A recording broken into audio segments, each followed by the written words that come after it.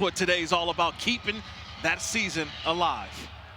For Gus Malzahn and Neil Brown, that's the objective. West Virginia's got to win one. UCF has to win each of its last two.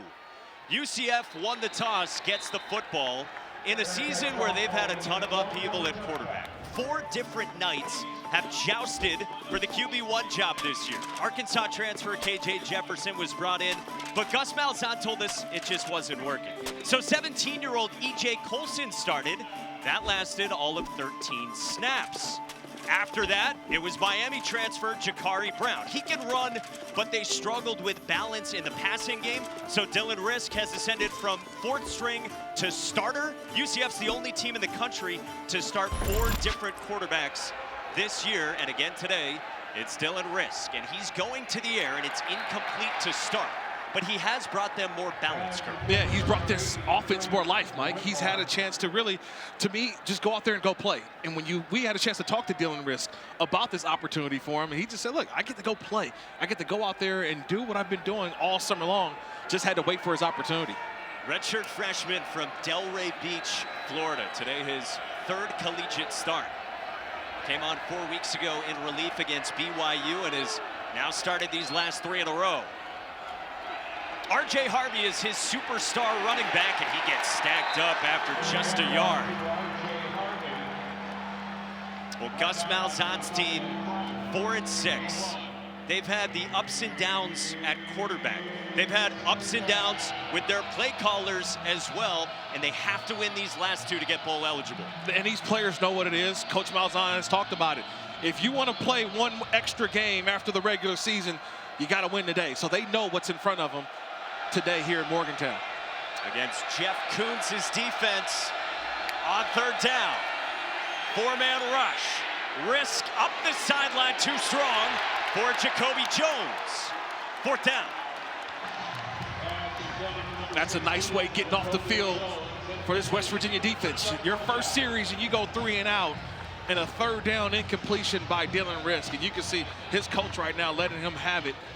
This was an opportunity. They probably missed the connection there. Great protection up front, but better job defensively there by West Virginia. And Gus Malzahn barking at his redshirt freshman coming off the field. So Mitch McCarthy gets it away for a fair catch signal from Preston Fox on his senior day. Well, you saw Garrett Green, and here he comes for one final start at home. 5th-year senior from Tallahassee, redshirted as a freshman. Then he sat behind Jared Dagey and JT Daniels before becoming the starter last year. This year, a mixed bag. Last week, he came back after missing 2 games with an upper body injury, and he ran for 129, and you were here. What'd you see? Yeah, I tell you this, it's been hot and cold. You've seen the hot Garrett Green, but you've also seen the cold Garrett Green. But when it's all working for him, Mike, he is a dynamic quarterback for this West Virginia offense. He can run it, and so can his 2 running backs as well. And Green tries to make something out of nothing. Nigel Kelly runs him down. That was an interesting snap, Mike, because Cole Taylor, the tight end, actually motioned out, and it almost seemed like it almost drew the UCF defense off sides. They continued to run the play. And it's a new starting center to begin. Landon Livingston instead of Brandon Yates. Donaldson carries for a few, picks up 4. 3rd down for West Virginia and Neil Brown, whose team began the year just outside the top 25, and now they're 4-3 in the Big 12. But they're only 2-4 at home this season, including the 3 straight home losses. Excellent running attack, but they empty it out here on 3rd down.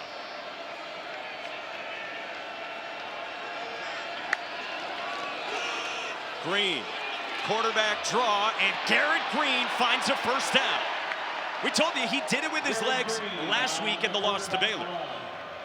And he did it again right there, Mike. He recognized the blitz. The blitz came from the left side of the offense. You'll see a safety, and there was an extra linebacker, but the run was the opposite. It went to the opposite side, and Garrett Green knew where that 1st down marker was and got the pickup.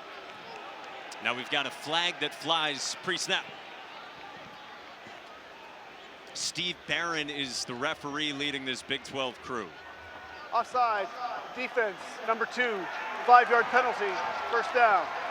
It's on big Lee Hunter, the redshirt junior defensive tackle and one of the team leaders for UCF. He's got to have a big game today. Lee Hunter, Ricky Barber, two guys that have to control the middle of this defense in pushing this offensive line of West Virginia back. So 5 yards to midfield, and here's C.J. Donaldson up the middle. Wrapped up at the 30. Exree Alexander stopped him, but not before 21. Yeah, because Jaquai Hubbard, number 66, Jaquai, able to get a nice little block and seal the right guard, able to come back and just get enough of number 2, Ricky Barber, or Lee Hunter, we just talked about, for the big pickup. Now they slip out Cole Taylor, who nearly bounced off a tackler, but Mac McWilliams knocked down the big tight end for no gain. Huge, that's a big tackle. Mike, if Cole Taylor's able to make him miss, he's got a lot of green grass in front of him. And I think Taylor's shaking his head a little bit, knowing there was a lot more meat on that bone. For UCF defense in its 3rd game under defensive coordinator Addison Williams, who took over for the fired Ted Roof about a month ago.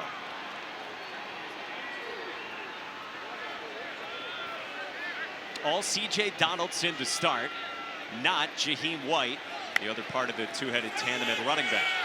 Quarterback run again, and Green is swallowed up by Dalen Dotson. You mentioned how important the interior of the defensive line is, and Dotson comes through. Yeah, Dalen Dotson just reading the quarterback. It's a real QB draw. You sit back, but watch Donaldson, the running back. He'd go right through. He's the lead blocker, but Dotson, able to find enough room to go secure that tackle. That's a good job of retreating from where he was at and making a play. The transfer from FCS UT Martin sets up 3rd down and long for West Virginia from the 32.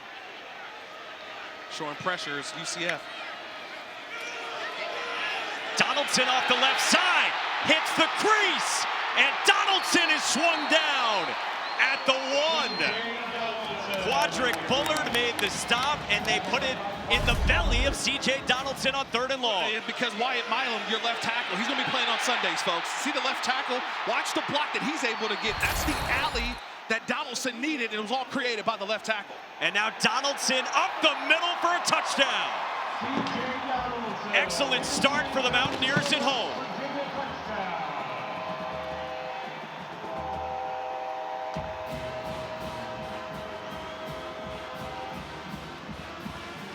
That's just Donaldson. That's just his offensive line. It's senior day. You get a big feel of it, and you hand it off to C.J. Donaldson. He's not a senior, but he realizes what today is all about. The great push up front, and that's all you need. He created that opportunity with the run down there inside the 5. Hand it back off to C.J. for the touchdown. Who carried it 4 times for 57 yards on the touchdown drive for West Virginia. It was all about C.J. Donaldson. He set it up, got it inside the 5. They say, "Are you okay?" He says, "Yes, I'm doing just fine." Back in for the end zone for a touchdown.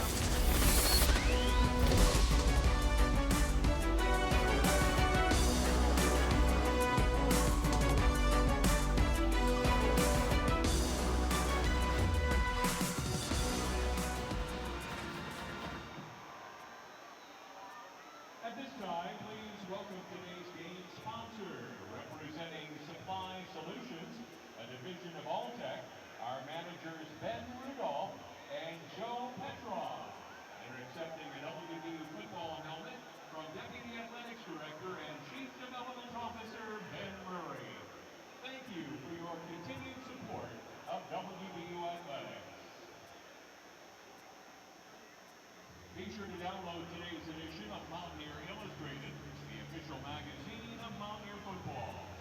Scan the QR code on the video board in the concourse by the team shop locations, or visit WVUsports.com/MI to download today's issue, which includes team rosters and Mountaineer Cole Taylor on the cover. During the entire 2024 college football season, the All-State Good Hands net has been behind the goalpost at all Mountaineer home games. All-State will continue to contribute to the University General Scholarship Fund for every field goal and extra point made by WVU during today's game. 2005, the Good Hands Field Goal Net Program has donated millions to collegiate scholarships and partner schools across the country. Thank you, Allstate. Fans, early today, the WVU cross country team competed for the NCAA National Championship in Madison, Wisconsin. The Mountaineers finished a program best national runner-up, with senior Haley McCabe finishing 6th overall in the nation.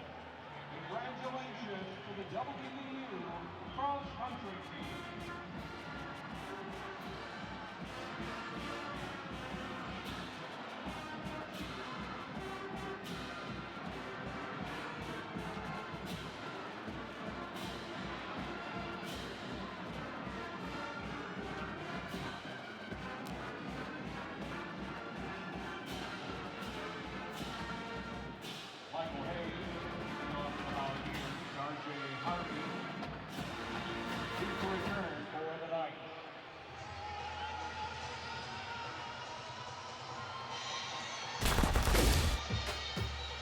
We told you how much turnover there's been at quarterback for UCF. What's the same with their play callers? Left column, the offensive play caller.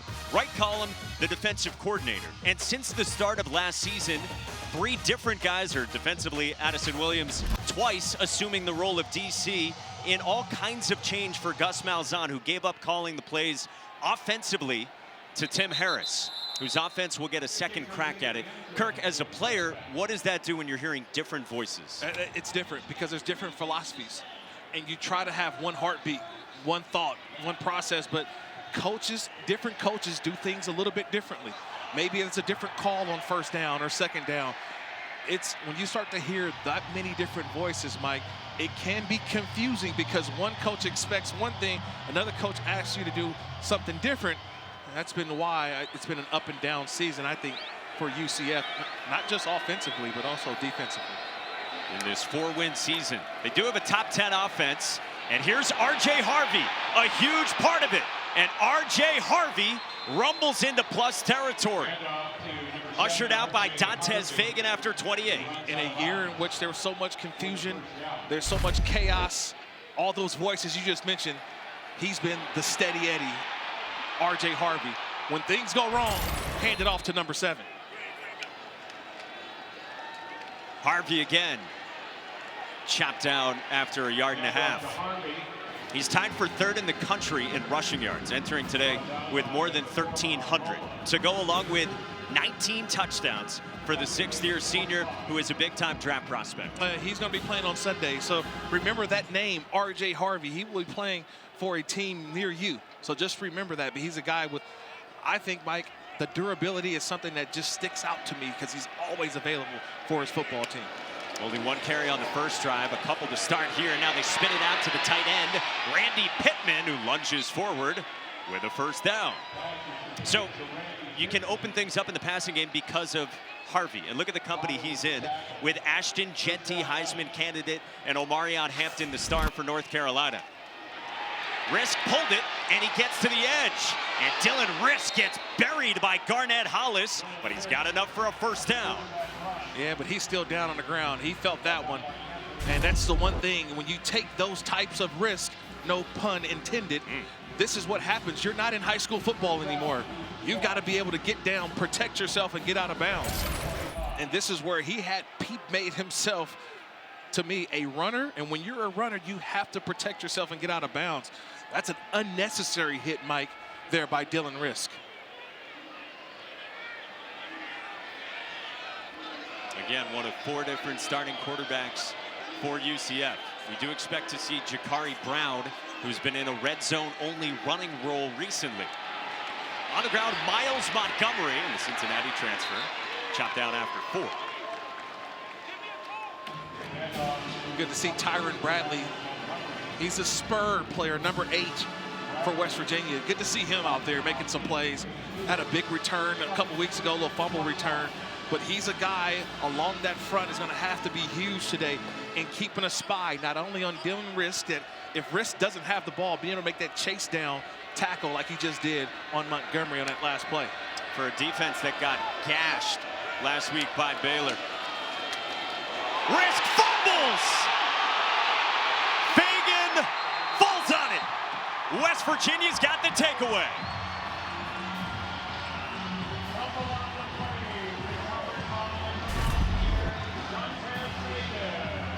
All this is just the quarterback, Dylan Rizk, and Montgomery.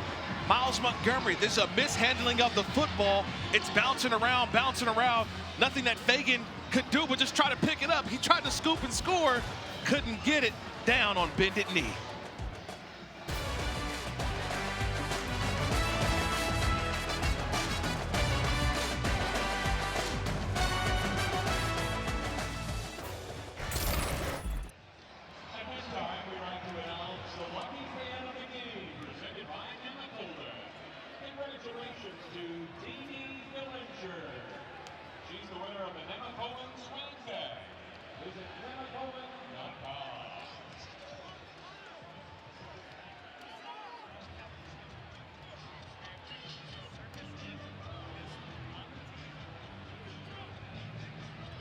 It's time to get up and on your feet for today's fan cam, presented by Supply Solutions, a division of Alltech.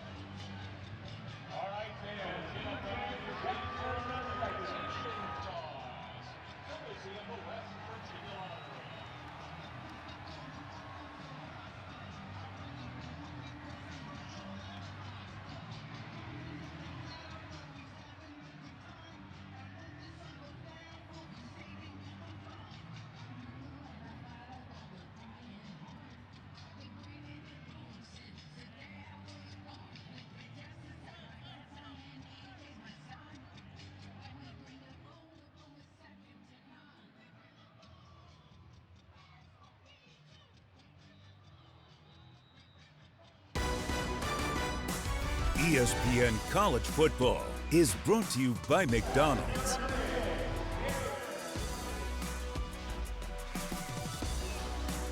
Senior day in Morgantown, and how about these images? Garrett Green, Anthony Wilson, what they looked like when they were young, TJ Jackson, and then here, your senior day. What do you remember about your senior day, Kurt?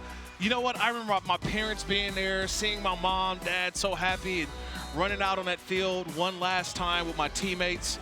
It really catches up with you after the game, because then before the game, you're in the moment, but you always remember the last time you're able to put that uniform on the home field.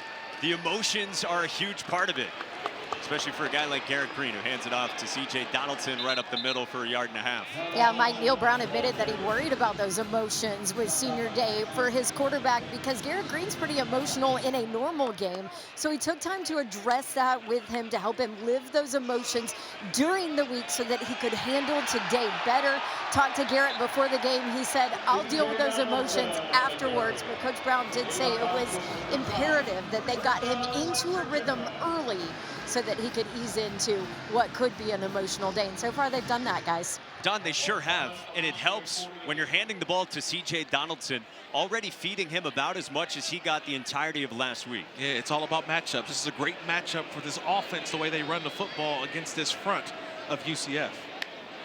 Jaheim White is now checked in. And Green flushed, directing. Green fires at the feet of Hudson Clement. Wow, Green took a shot too. This was one of those plays where Green is trying to make something happen, Mike. And the belief in his arm and making a play, the playability, but watch the hit at the end of this one. That's one that Green, you almost say, just kind of run and throw that one away. Nice hit by Exree Alexander. Sophomore Will linebacker, the transfer from FCS Idaho. And again, Garrett Green has been hurt in 2 of the last 4 games that he's played in. And again, just came back last week after missing 2 with an upper body injury. from the 48. Green up the middle. Carries into plus territory. It will set up third down and manageable. Yeah, here's the money down. The money down for West Virginia is Green. If it's not there initially, taking off and running. So I'm looking to see, what does Addison Williams, what does his defense do? They've already had Green pick up a third down in the previous series with his legs. Now, do they bring pressure again and put, I think, Garrett Green in a situation again of just having to hold on to the football? And again, they also ran it on third down and 12 when maybe they were in 4-down territory on their first drive. And in plus territory here, maybe 2 downs to work with. They need 4. Jaheim White with a cut. Jaheim White's got enough for a first down, and you love his bag. Yeah, his bag of tricks, man. He's got all the moves. That should have been a tackle for less, but watch 24, Exree Alexander. He's got shook right there in the middle of the play. So if 24 can't bring you down right near the line of scrimmage, that's what happens. Jaheim White able to create the first down with his opportunity of making guys miss. Sophomore from York, Pennsylvania. Garrett Green was telling us he's probably the best athlete on the entire team.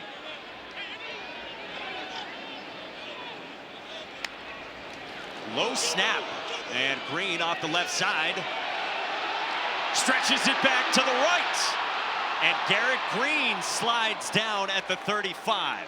Managed to get 5 yards out of that, and snapping concerns flaring up again on West Virginia. Yeah, but I wanted to block on Justin Robinson, number 2, or blind Justin Robinson. I thought that may have been a crackback block. This is something that's outlawed in college football. Surprised that they didn't make that call on the field, the officials. And now Green probing, bouncing and stiff arming. And Garrett Green's got a first down. Quadrant Bullard pushed him out. The stiff arm from Green turns it into a first down. Is this senior day? Is this senior day, Mike? Feels like senior day, right? The way that Garrett Green is playing, making things happen. Seems like there is a flag on the field right there around the 30-yard line. A late flag came in, and they're saying that it's third down. It did appear that Garrett Green got enough for the first down, but for now they're saying it's third down, and then we've got to check the late flag that came in as well. Sideline warning on the West Virginia bench. There's no yardage associated with this. This is a warning only. Now, were they a little upset that a possible face mask could have been called and they're on the sideline? Because it was a late call, and that Neil Brown, you kind of see him patting the chest a little bit. I'll watch Garrett Green and say, was there a missed call of some sort? I mean, he goes hands to the face on his stiff arm.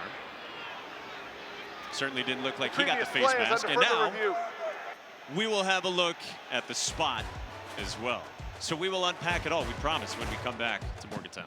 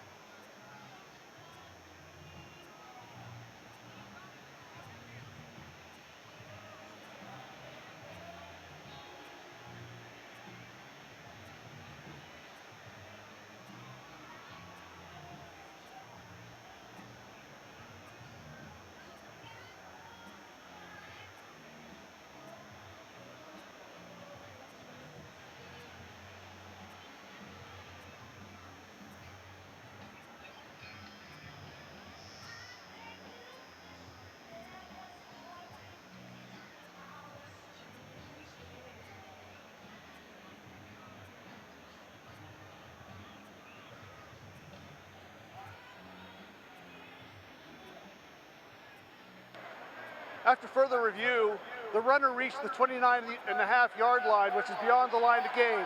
It'll be first down, West Virginia.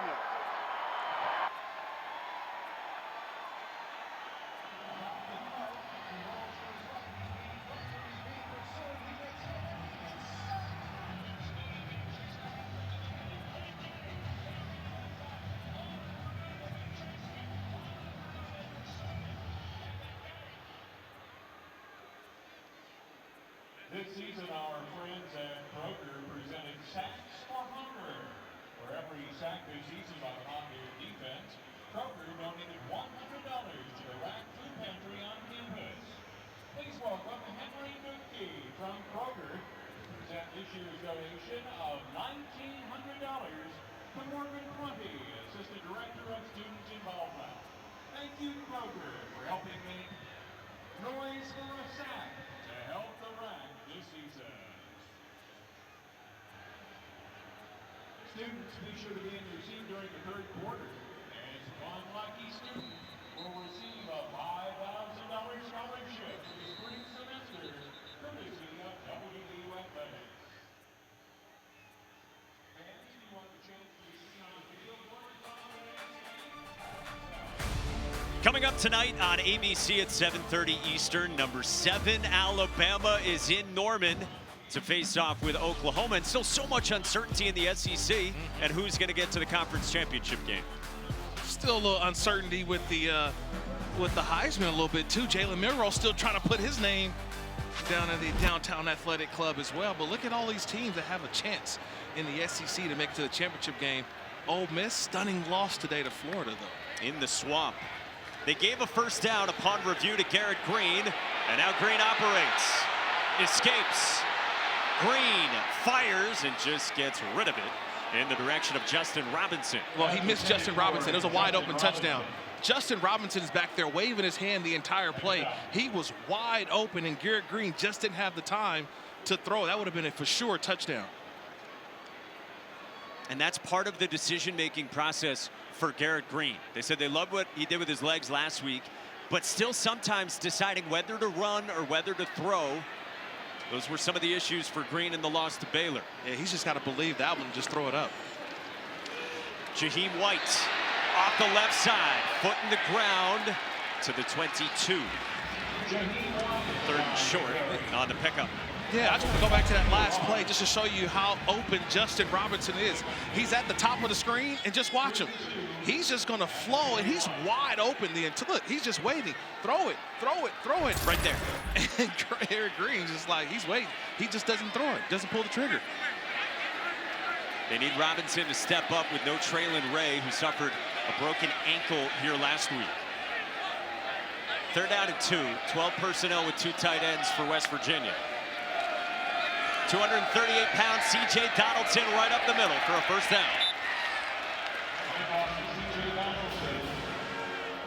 I like the way that C.J. Donaldson has approached this game. Now, this is still the first quarter, but he's kind of imposing his will a little bit, Mike. The way that he's running with force, a physicality that right now UCF, defensively, they haven't stood up to the challenge of what C.J. Donaldson has been doing. And I think the coaches just said, CJ, you got to stay in. I was saying the same thing. Like, he's going back into the game because he's got the hot hand so far. Hard to take him out of the game. It's already his best game since week 6 in Stillwater at Oklahoma State. UCF now putting 5 men on the line. Pre-snap movement, and a flag flies. And we've seen multiple plays where UCF defenders have jumped off sides. And I don't know if it's because of the quarterback cadence, the way that he's clapping, but I think that's something that Gus Malzahn is trying to figure out as well. Offside, defense number 32 entered the neutral zone, causing a reaction by the offensive player. 5-yard penalty, first down. So they're saying that Ethan Barr, really Dalen Dotson, jumped off, but you're wondering if it goes to the quarterback first, and something you picked up on the first drive for West Virginia. Yeah, it's been happening all first quarter that UCF defenders keep jumping, and it's more because maybe it's a movement by the quarterback that is getting them into the neutral zone. So first down and 5, and it's a give to Donaldson. Breaks away from Barr, and Donaldson has a first down to the 4. And so the letter of the law on that, Kirk, this was a point of emphasis going into last year. Special attention on quarterbacks with the pre-snap action. Yeah, because right now, Garrett Green and West Virginia is using it to their advantage. Donaldson stacked up. Exree Alexander the stop for the Knights. And the Knights kind of got to bow their neck early on, because the way that this game is starting for West Virginia, they're the more physical team. Officials timeout And almost for an feels injured like offensive player. a touchdown could definitely turn this game the opposite direction, as C.J. Donaldson is the one that's on the ground.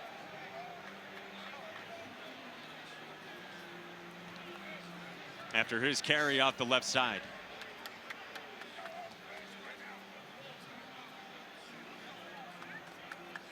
Junior from Miami, off to a great start in this first quarter.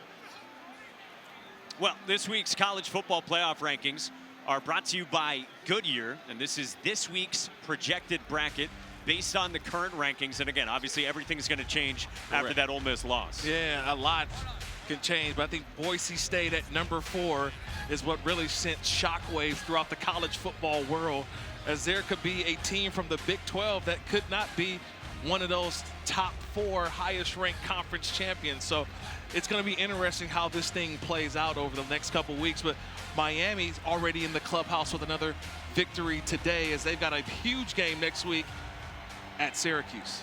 Handled Wake Forest earlier today. Well, it's good to see C.J. Donaldson up to his feet and walking off, a guy who has battled injuries throughout his career. And here's the last play that kind of shook him up a little bit. I mean, he's been running with authority, and maybe have ran on the back of one of his own players, but he's brought a physicality to this game, and I'm still waiting for UCF to match the intensity that he's brought, Mike. 2 years ago, he had a broken ankle. Last year, dealt with a shoulder injury. Has said this year, my body is my business, and he's done a good job staying healthy. All right, so second down and goal. Traylon Davis is the fullback for Jaheim White. Play fake. Davis drops it. Was looking for his first career touchdown in year 4. And he missed it. Wide open. It's one of those where the ball is like, it's going to take forever to come down. And actually, he went up with 2 hands where maybe he could let the ball almost fall into his arms. I mean, that was a perfect throw from Garrett Green, and a missed opportunity for one sweet day for Traylon Davis. Guy who does so much of the dirty work here out of Jackson, Ohio. Redshirt juniors had a good season. Couldn't haul it in, and now it's third down and goal. So it's on the ground. It's Jaheim White for a touchdown.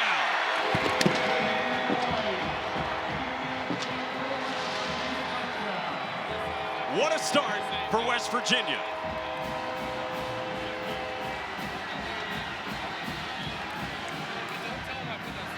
And that's the way this drive has been. Up and down, and you go from a third down to a third down or a scoring play that makes you go, all on the ground. Traylon Davis misses one, but yet able to come back is Jaheim White. Donaldson and White, they are the guys right now making things happen for West Virginia offensively. And so C.J. Donaldson goes down. Traylon Davis the miss. Jaheim White picks them both up. Hey, this season, Allstate will celebrate every field goal and extra point made by participating universities by making a donation to the university's General Scholarship Fund. Thank you, Allstate. Yeah. And it's some domination in this first quarter. All ground game for West Virginia. And on the opposite side, UCF defensively cannot stop anybody, and offensively has been mistakes. Dylan Rizk, you mentioned in his third start, mishandling of the football. That was a point off of a turnover. So we haven't seen this offense of UCF get anything going. And if you're going to do that, this is going to turn into what I call 9-on-7. That means they're running the football, backyard football here. This ain't the backyard brawl, but they turn it into one. So big hole for R.J. Harvey and UCF. And again, got to win both these games to get bowl eligible.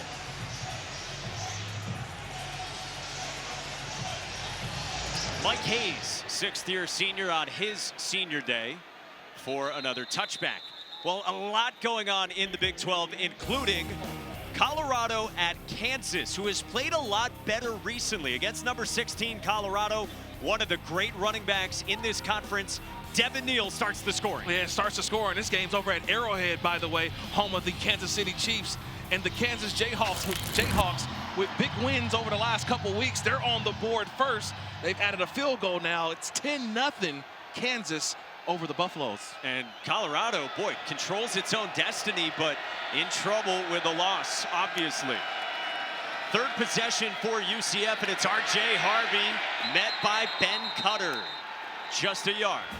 They're going to have to find some offense outside of R.J. Harvey, because R.J. has been that guy all season long, but someone else has to step up. Maybe it's Kobe Hudson. Maybe it's one of these receivers. We saw a completion earlier to Randy Pittman. Dylan Rizk is going to have to make some plays right now with his arm. You just can't rely on handing it off to R.J. Harvey. Who comes out here, and jitterbug Johnny Richardson comes in and gets the call.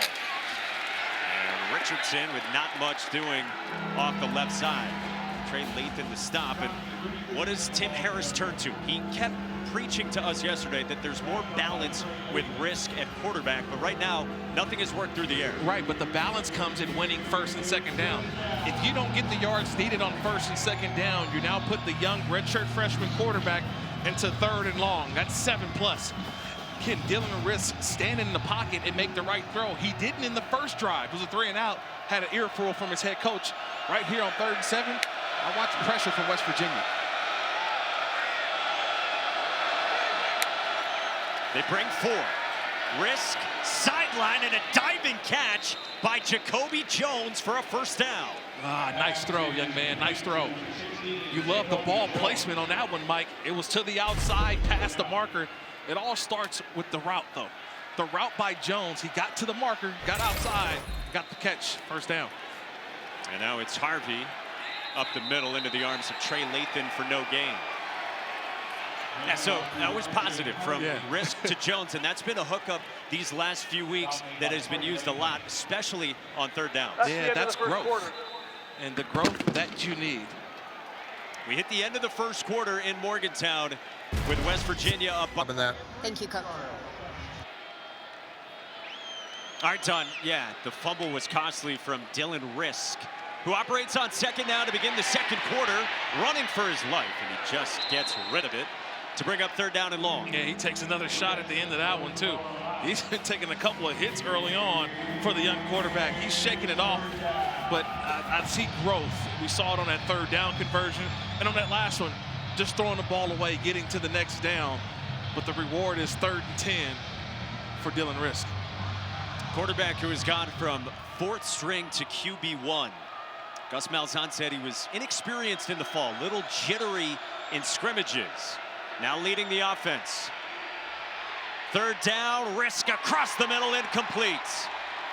Intended for Kobe Hudson with Anthony Wilson in coverage, and it's 4th down. Yeah, there's just nowhere to go with that football, Mike. It's a nice job there by Wilson knocking it down. 3rd and 10, it's always difficult. You're trying to find someone. Those routes are going to happen a lot further down the field than you would expect, but Wilson, he knew where the marker was and was there to knock it away. That's a nice job defensively by Anthony Wilson. And 2 for 6 through the air for UCF. Preston Fox, the Morgantown native, former walk-on, signals for the fair catch at the 17. We'll kick off your NFL weekend with the Sunday NFL Countdown crew at 10 a.m. Eastern on ESPN and the app. And our Monday Night Football matchup features the Ravens and the Chargers. Harbaugh's everywhere. 8 Eastern over on ESPN and Deportes. Peyton and Eli once again on E2. Oh, man. Justin Herbert, Lamar Jackson, Monday night. That's going to be special. And the Harbaugh Bowl, the brothers Harbaugh, John and Jim. Remember the last time, was that Super Bowl 47? I was there in New Orleans. It was a great halftime show, by the way. Beyonce brought the lights down. Remember they had a blackout. The game was delayed for about 40 minutes. That is your type of halftime show. On the ground for West Virginia. Jaheim White for 1. West Virginia trying to get eligible here on senior day. They've had the disappointment, the ups and downs this season, and a lot of those here at home, but this has been an excellent start. Yeah, this is a start what they wanted to. This is what they wanted all season long, Mike. They wanted to be able to run the football, but have Garrett Green in those 3rd and short, 3rd and medium situations to where he can throw it or run it with his legs. right now, they've been winning first down and second down, haven't really had too many third downs. White stumbles, and it's third down and long. By the way, Brandon Yates has now checked in at center. Sixth-year senior who's been the starter all season. Had struggled with snapping earlier this year, but it had been better the last 2 games. Yet today, Landon Livingston, the redshirt sophomore, got the start, but now Yates enters.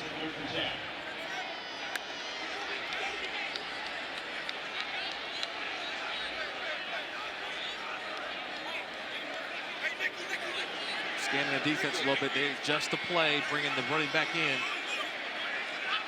Looks like zone from UCF. Which brings 4. Green had it stripped.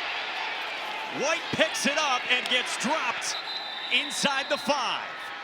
Malachi Lawrence came around the edge and pried it free. That's a nice job by Malachi. He's on the opposite side. He's all the way right here. Watch how he just comes and runs the hoop. That's a nice job by him beating the right tackle. Watch how he just swats that away and was able to knock that football out of Green's hands. That's a nice job, but unfortunately they couldn't recover it, and now you got a punting situation. And you see the brace on the right arm. He might have re-aggravated that as well as he came around the edge. Yeah, you could tell he was hurt about something, but a nice rush, and maybe that may be the play that could spark this football team. Ollie Straw gets it away out of his own end zone. And UCF will have great starting field position right around the 40. Early on in the second, Knights get the football back down 14.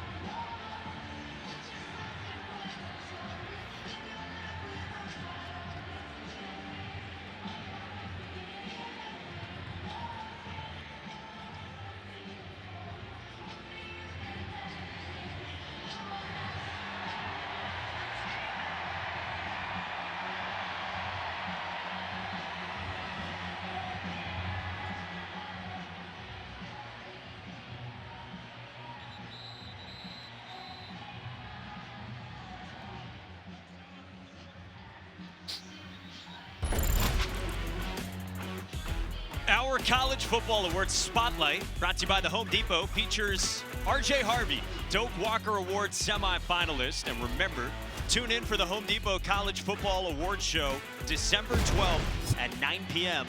on ESPN. And R.J. Harvey, Tim Harrison to us, is as good as any running back in the country. Yeah, he's made himself. He'll be at the award show. One of the top backs in all of college football. Gets the carry, and Harvey with a cut. Into plus territory, R.J. Harvey takes it inside the 40. I mean, what more can you say about R.J. Harvey? He is what keeps this offense running, what keeps this offense going. I just want you to imagine this offense without R.J. Harvey, and I don't know if they're able to push the ball down the field at all. He knows he's going to get 8, 9, 10-man boxes, but his patience at the line of scrimmage and the acceleration for the big game.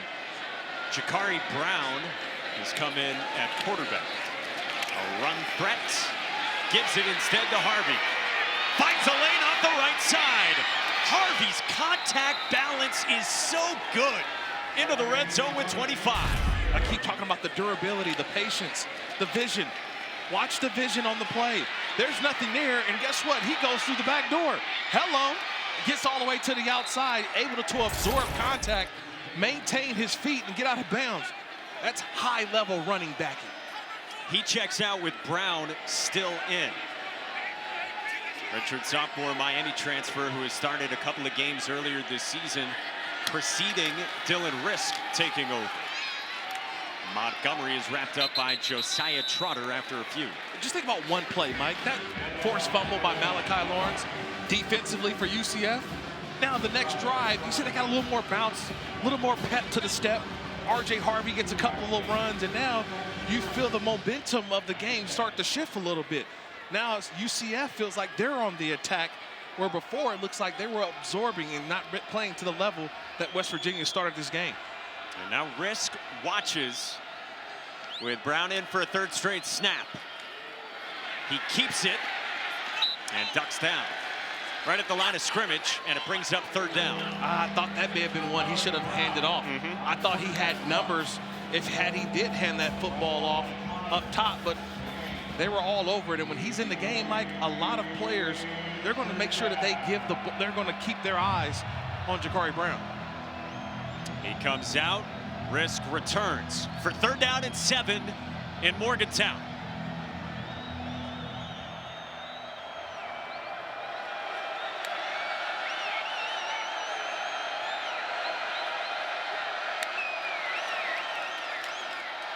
Rizk swings it. Montgomery gets to the outside and finishes a run short of the sticks. Fourth down. Is this an obvious go for UCF? No, this is an obvious go, but that was a beautiful third down play because Dylan Rizk went through his progressions. Remember, this is only his third college football start, and to see him scan the defense, go from progression 1 to 2, then get the ball in, and it's a big 4th down and 3. You've got to go for it. I wouldn't mind taking a timeout here. I know the play clock is going down, but I would love to call a timeout, get him in the right play. It's a big play right here early in the game. With Brown in for Rizk on 4th down, it's Brown the keep, the spin, and Brown's got enough for a first down. Helmet came off, so he's gonna have to come out, but he gets the conversion as they put him in for Rizk on 4th down. Nice job by Adrian Metley, 76. See, he's the one that's holding off just a little bit. He's the left guard, but his pull around is what created the lane. But Brown willing and understanding where he needed to get to, he got all 3 of those yards for the first down. Jakari Brown playing his role to perfection on that carry on 4th down. R.J. Harvey's in the Wildcat. Richardson in motion. It's Harvey, hopping, bouncing, touchdown! Harvey is a man possessed.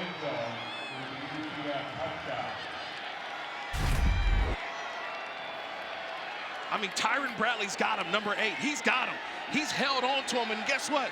Harvey bounces right off of it and bounces his way into the end zone. I know they play at the Bounce House over in Central Florida down there in Orlando, but he's brought the Bounce House to Morgantown. Woo. Just when UCF needed something, Malachi Lawrence gets the strip, and then R.J. Harvey pays it off. Yeah, it's about Lawrence knocking it out. Then you get all the way down on the offensive side. Harvey bouncing his way into the end zone.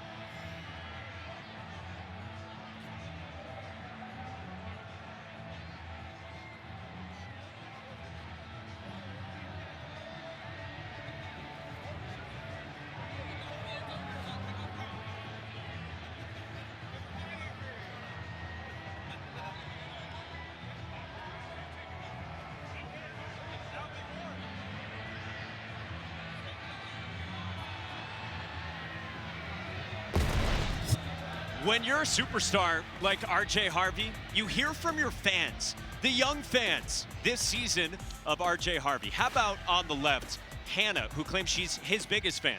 Maybe one day you can play in the NFL if you want to, of course. And she says, don't tell any of the other players, you're my favorite. And then Caroline, please don't get hurt in any of your games this season. Love the fans, especially those, and those are the ones. They came with friendship bracelets as well. So, you know, I'm part-time Swiftie.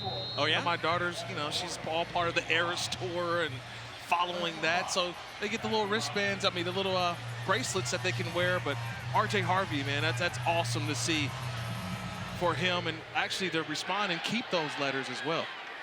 Not a full-time Swiftie. No, More on that in the second half. Preston Fox finds a lane and gets chopped down on the return by the kickoff man, Evan Morris, near midfield. Well, let's take a look around the CFP landscape as we count down to the CFP National Championship, brought to you by AT&T and In the Desert, Cam Scattaboo.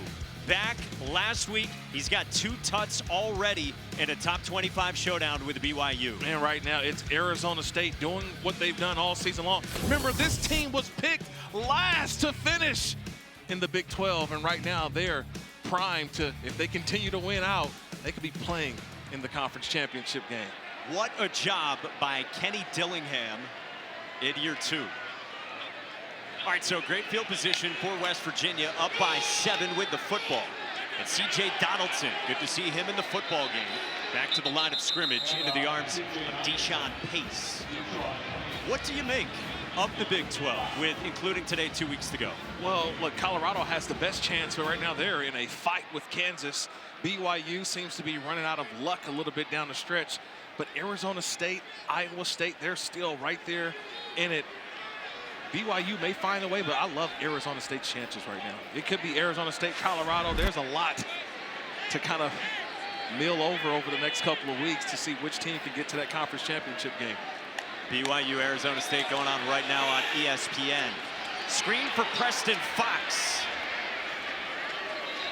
Knocked down at the 49, sets up 3rd down and medium. I love the tackling by Mac Williams, though. Mac McWilliams, number 20, he's been all over the place today. He's playing a little bit of corner. He's playing a little bit of safety for UCF. No Braden Marshall, no Antoine Jackson, so they're a little thin already in the secondary. So McWilliams having to play all over. It's a big 3rd down. See where he lines up at on this one. He's on the perimeter, bottom of your screen, matched up before the motion with C.J. Donaldson and now Fox.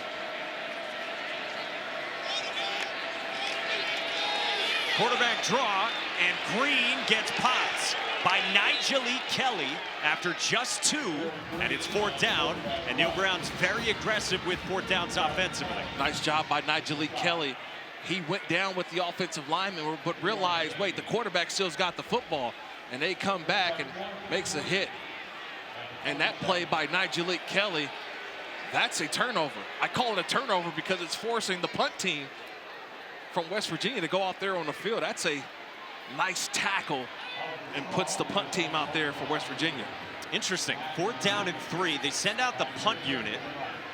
They're tied for 3rd in the country in 4th down conversions this year from the plus 48. Ollie Straw gets it away toward Mac McWilliams. A fair catch outside the 5.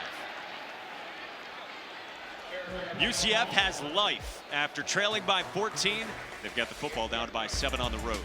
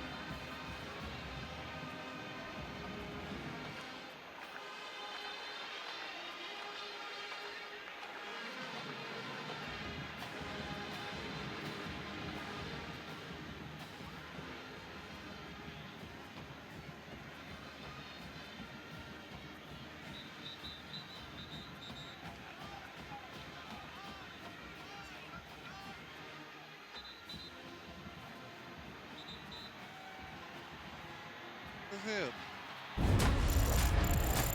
Quite simply, R.J. Harvey is a monster, and more of that today. Oh, he's been doing a little bit of everything, Mike. You can see the acceleration that he has through the hole. He's showing the vision of finding something that just isn't there at times. But the durability, the balance, he's also got that. And then when you think you've got him, he gets out of that and finds a way into the end zone. R.J. Harvey in his bag today. He is human, though. He's going to get flagged for a false start here after he got a little False antsy. start. Offense, number 7. Half the distance to the goal. First down. You think he was probably getting the ball? I'm ready to work. Yeah, he's ready to go to work. He's been putting on a show so far. He's been the offense for UCF, especially on that last drive. 3 carries, 48 yards. And now they may start it off with him again on this drive. Lots of false starts for UCF. They had 5 in their last game before the bye at Arizona State. Gus Malzahn said that was a joke. He was disgusted with it. It is Harvey up the middle and nothing doing. Reed Carrico in on the stop. I wish you guys could hear the way every single one of his teammates described him to me, because it makes you realize how really special Harvey is. First one in the building, last one to leave. Every player told me he's earned everything he's gotten. He's wired differently when it comes to work ethic. Wideout Kobe Hudson, guys, he lives with him. He said his journey hadn't been easy. Injuries, position changes, but he has never let any adversity affect that work ethic. Yeah, it's really something. Not good to see there that he limps off to the sideline. So Dylan Rizk is going to the air, taking a deep shot for Hudson downfield, and a flag flies. Garnett Hollis was in coverage, and Kobe Hudson knows who he thinks it's on. Yeah, because the ball's a little underthrown. So when you get those underthrown footballs, you got Hudson who's trying to come back for the football, and out of phase was Hollis Jr. So it'd be interesting what the call is. Interference. Defense, number 1. 15-yard penalty. Automatic first down. Yeah, my initial look, I thought it was just a good football play because the ball was underthrown, but I think the right hand that's on the jersey of Hudson is right where the official is at. So the official who throws the flag is looking at the right hand on the back of the jersey of Kobe Hudson, and I think that's where the flag was thrown. He did make an attempt to come back to the football, and Hollis didn't really get his head around fully. First penalty on West Virginia today. And on the ground, Miles Montgomery bounces it, gets the corner. And Miles Montgomery goes out right near the marker. That's a big penalty, right? You get the penalty, then a big run on the next first down, and now you're out of the shadows of your own end zone. They mark Montgomery a yard and a half shy. Spelling R.J. Harvey for now. Coming up on 5 minutes to go until halftime. Montgomery has enough for a first down. Tyron Bradley the stop. And UCF now is in motion. And you said they had to find a rhythm. They have. Yeah, they found the rhythm. And once you find the rhythm, which has been running the football, you just want to get the passing game going. But the running game has been working for you with Harvey. Now let's see if they can continue it with Montgomery. And good to see R.J. Harvey is able to check back in for Miles Montgomery. Flea flicker, dangerous. Rizk just gets rid of it. Nobody in the vicinity. So this will be an interesting conversation right here because T.J. Jackson blew that play up. But remember, that was a handoff that went back. But remember, he's still in the pocket. Now, this is interesting. There is automatically intentional grounding on this. Because it was a flea flicker, they relinquished control. Correct. Offensively. So the same rules of an intentional grounding do not apply no matter what. This is intentional grounding. Intentional grounding. Offense, number 10. The ball will be placed at the spot of the foul. Loss of down. Second down. You can't just throw it away. Someone has to be in the vicinity. It doesn't matter if it's back to the line of scrimmage.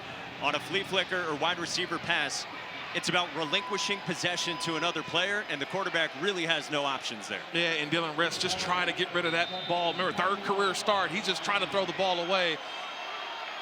That's where the penalty comes in. Loss of 11. Screen. Harvey breaks the tackle. R.J. Harvey gets a lot of the penalty yardage back. Picks up 11, and it's 3rd down and 10. Yeah, it's Harvey showing up his reception skills. You're behind the chains. Not too many calls of 2nd and 21, yet he was able to pick up 11, like you mentioned, giving UCF an opportunity here on 3rd down. And the quick snap. Pressure comes. Rizk dances, directs. Rizk fires, nearly intercepted by Tyron Bradley. 4th down. Yeah, there was nothing there. And Rizk is trying to make something happen, but that's just good defense there by West Virginia. They were able to flush him out of the pocket. He had to roll right. You wanted to see him almost try to take a shot deep down the field, but there was nothing there, and almost a throwaway for Dylan Rizk. And some fierce-looking mutterings from Gus Malzahn on that UCF sideline. Mitch McCarthy comes out again, the mid-20s punter from Australia, ready to get it to Preston Fox, who played center field in high school baseball, says that's really helped him as a punt returner. Just a fair catch here at the 28-yard line. Hey, Tuesday at a special time, mark your calendars, Kirk. Yes. 8 Eastern, ESPN and the app. It's the exclusive reveal of the next college football playoff top 25 rankings with Reese and the guys. I've got my calendar marked. I'll be ready to go. Special time. Special time. 8 o'clock. And I'll see what the outrage will be, because there's going to be a shakeup at some point. Ohio State taking care of Indiana, so where does that put the Buckeyes at? So you got a lot of conversation over the next couple days, the way this college football Saturday is playing out. Here in Morgantown, a 5th drive for West Virginia, and Green zips it complete to Hudson Clement.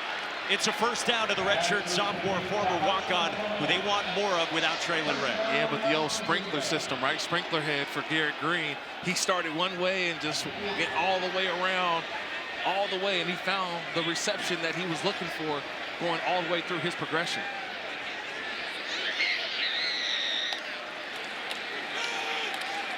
White dropped in the backfield by Big Lee Hunter for a loss of 1. Barber and Hunter. That's what Coach Addison Williams talked about. 2 guys who had to have a big day for them defensively. Ricky Barber and Lee Hunter. 2 guys. Barber goes 295. Big Lee Hunter goes 320.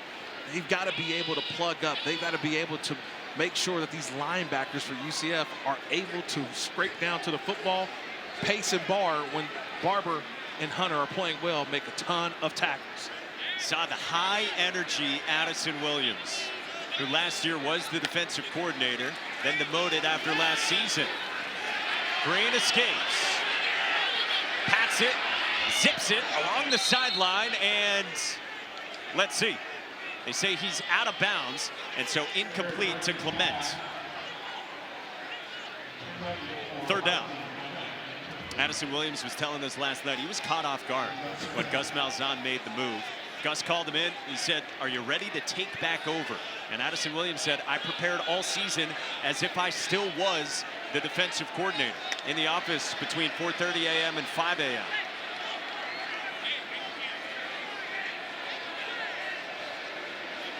This defense showing pressure right now. Both linebackers in that A-gap, the A-gap mug. Bring pressure. Green, seam, Clement the catch. And a 1st down to the 35. Oh, what a throw. What a throw. It's a big throw because you know you're going to get hit. The protection has to hold up for just a second. And Garrett Green, knowing he's going to get hit, delivers a strike to Hudson Clement for the 1st down. It's a nice job by the quarterback, knowing he's going to take a shot. And you said pressure appeared to be coming as well. West Virginia picked it up. That's a 2-minute Clement timeout. goes for 26. Down the seam, working on Chasen Johnson. You know the blitz is coming, so that ball's got to come out hot, come out quick. Ball placement from Garrett Green for the 1st down.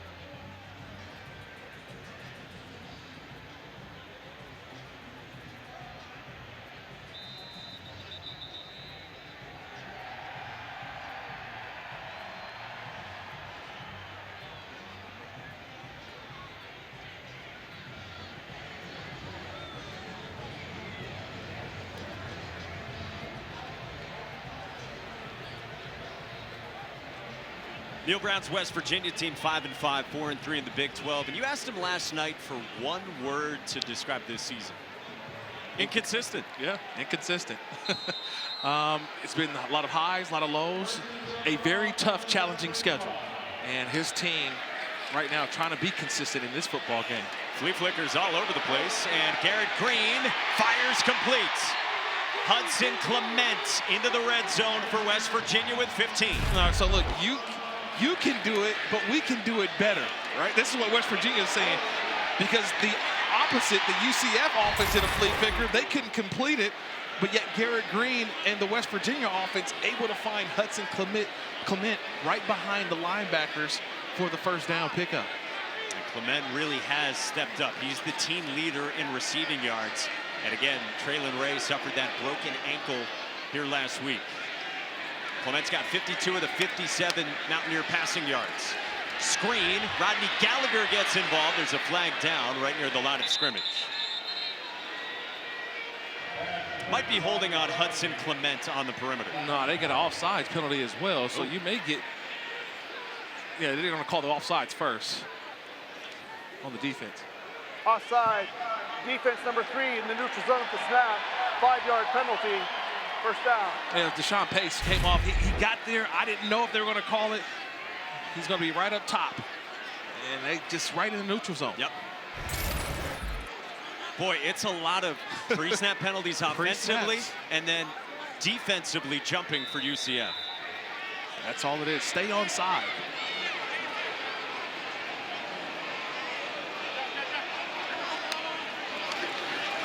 Green keeps and finds a few yards up the middle. Approaching the final minute until halftime with all 3 timeouts at the disposal of Neil Brown. And West Virginia will get the second half kickoff. Also, UCF has 3 timeouts as well. I'm surprised that they're not using their timeouts. Rodney Gallagher crashes down right at the line of scrimmage. Lee Hunter lands on top of him, and yes, a timeout taken. They're going to grant it to Neil Brown. Okay. So first one used by West Virginia ahead of 3rd down with 43 seconds to go.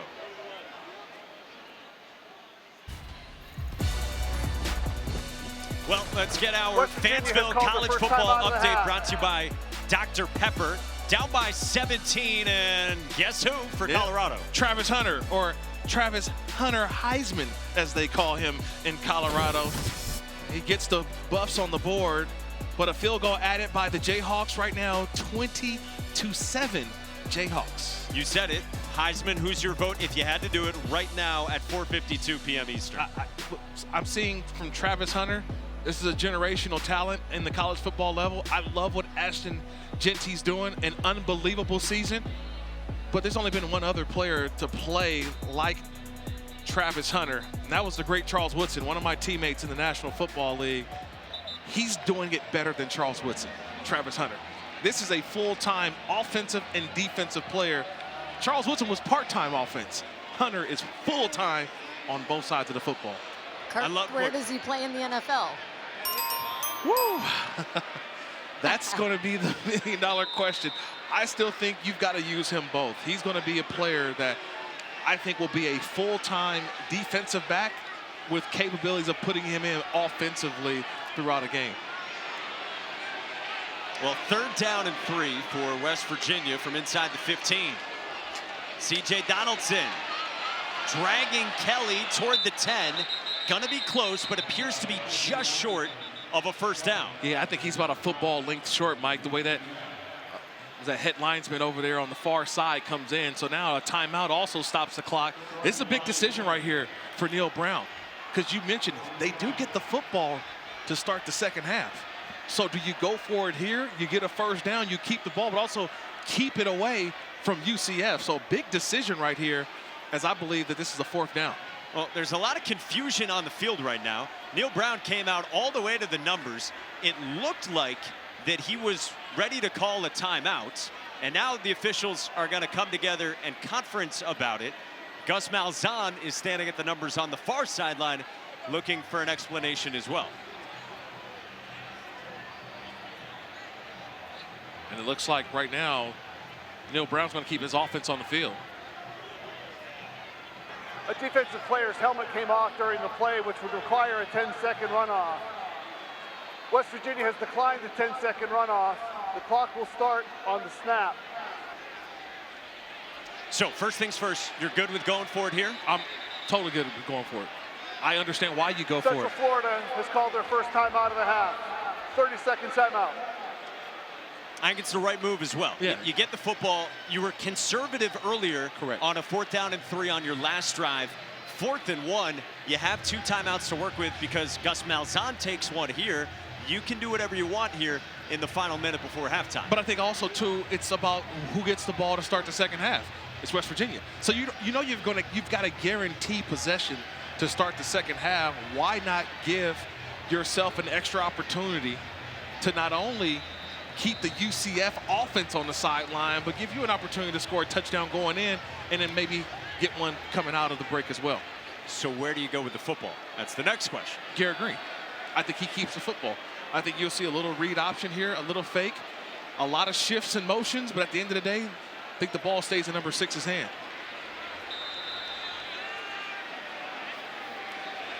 Fourth down and 1. Donaldson, the running back. 3 tight ends, Green under center. It's Donaldson plunging ahead, and Donaldson looks like he's got enough.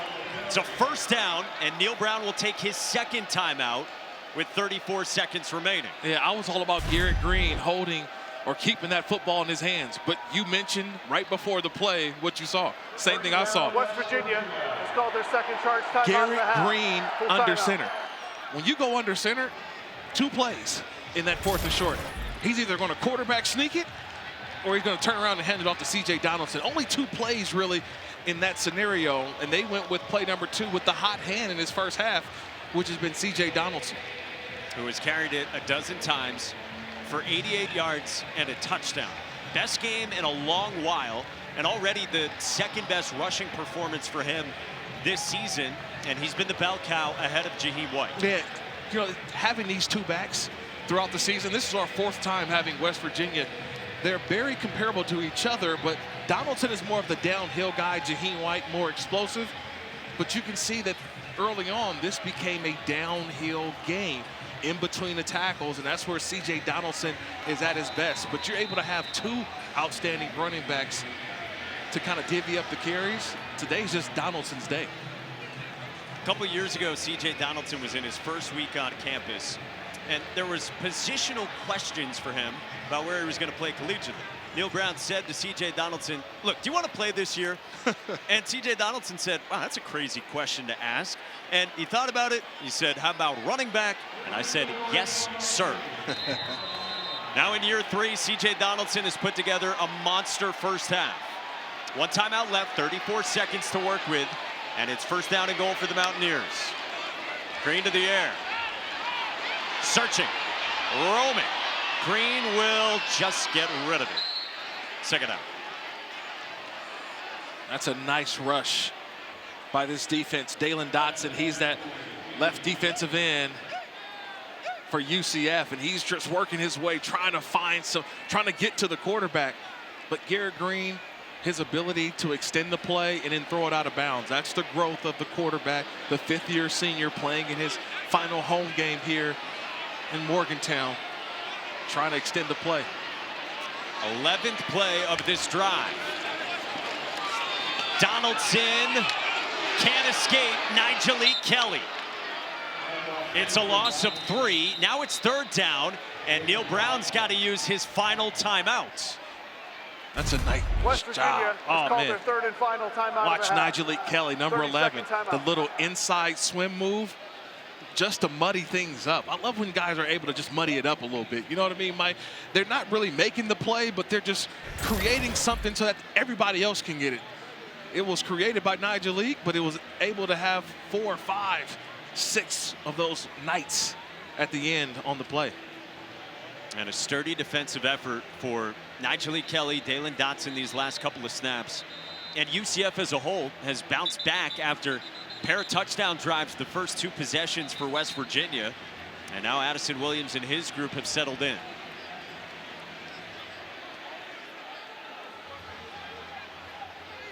So 20 seconds to go. West Virginia's out of timeouts, and it's 3rd down and goal from the 12.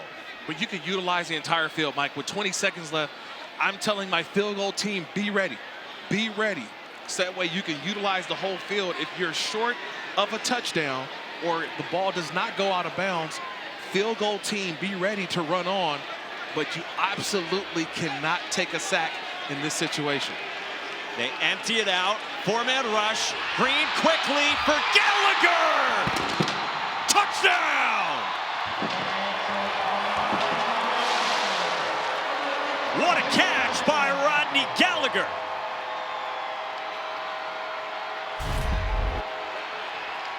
It's just all about routes and combinations. Here's Gallagher here. This is a linebacker, everybody, Deshaun Pace. You tell me the matchup that you would throw to if you're the quarterback. It's Gallagher, the receiver, on Pace, the linebacker. That's an easy decision by Garrett Green. Just throw it up to the receiver who streaks right there in the back of the end zone for the touchdown. Super talented sophomore Rodney Gallagher was playing 2 ways earlier this season. Here on a big 3rd down, how about the spinorama to make this catch for 6? Yeah, it's the spinorama, but it just caught Deshaun Pace, who's playing sort of a star player. He's a linebacker slash sort of a nickel back, but he expected Gallagher to go all the way across the formation. He doesn't. He's able to adjust his body and make a terrific one-handed catch and corral it all the way into his body. That's a nice job by Gallagher. You mentioned he was playing offense, he was playing defense, and he became just a full-time wide receiver, and he's really become a weapon the second half of this season for the West Virginia offense. So the 4th down Campbell on 4th and 1, if you can call it that, pays off for West Virginia. The aggressiveness that they knew they could operate with, because you said you're getting the football to begin the second half anyway. You tack on 7 here, and the lead's back to 14. Yeah, and now it's like, okay, we got a comfortable lead, only 15 seconds left on the clock, and you go in at halftime knowing you get the ball to start the second half and can really extend your lead with how you start that 3rd quarter.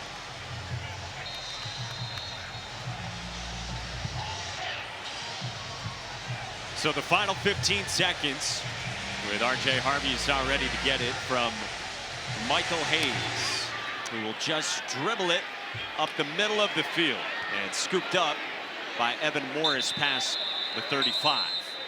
So 10 seconds to work with for UCF. Well, Traylon Ray's got to like this. We told you about the injury. So heartbreaking to see last week. Traylon Ray put out this message on Twitter this week. I appreciate all the messages I've been receiving from everyone. Surgery went great. I'm gonna make a full recovery. Sometimes you might not fully understand God's plan, but you gotta trust it. Much love to the Mountaineer Nation. I'll be back better than ever. Go Neers, the Mountaineers, man, outstanding. We saw that last week, and you knew it was gonna be a tough recovery for him, but you just hope all for the best and he'll be back. Johnny Richardson got the carry up the middle, ran into Sean Martin. And that will send us to halftime at Milan Puskar Stadium. 21-7 is the West. For this moment, and right now, Garrett Green had an amazing first half. Our player check-in presented by Allstate for Garrett Green. And his team's got the football to begin the second half, and Preston Fox swung out of bounds right around the 45. Let's check in with Don. Well, guys, both coaches talked about how big this possession right here is for their teams. Head coach Gus Malzahn for UCF said they've got to get a stop here. Their focus was 3rd down defense. They have to be better on that side of the ball. Now, for Neil Brown, he was pretty happy with both sides of the ball. Said they got in their own way for 2 drives in the first half on offense. They have to make sure that does not happen here so that they can stack offensive performances. Defensively, he said, we got to stop 7, and that kid's just special. He sure is, Don. And so was West Virginia's offense. Cole Taylor ripped it away from X-Ray Alexander. A near interception sets up second down and short. Yeah, actually, he caught it twice, Mike. Cole Taylor did. The concentration, you mentioned X-Ray Taylor ball in the air, but Taylor able to take it away. You heard Gus Malzahn say to Don that the 3rd down defense has to be better. UCF reiterated that to us yesterday coming out of the bye week, that was the next step. They felt like the guys were playing hard for Addison Williams, but they had to get off the field on 3rd downs. They'll set up a third down with a big TFL.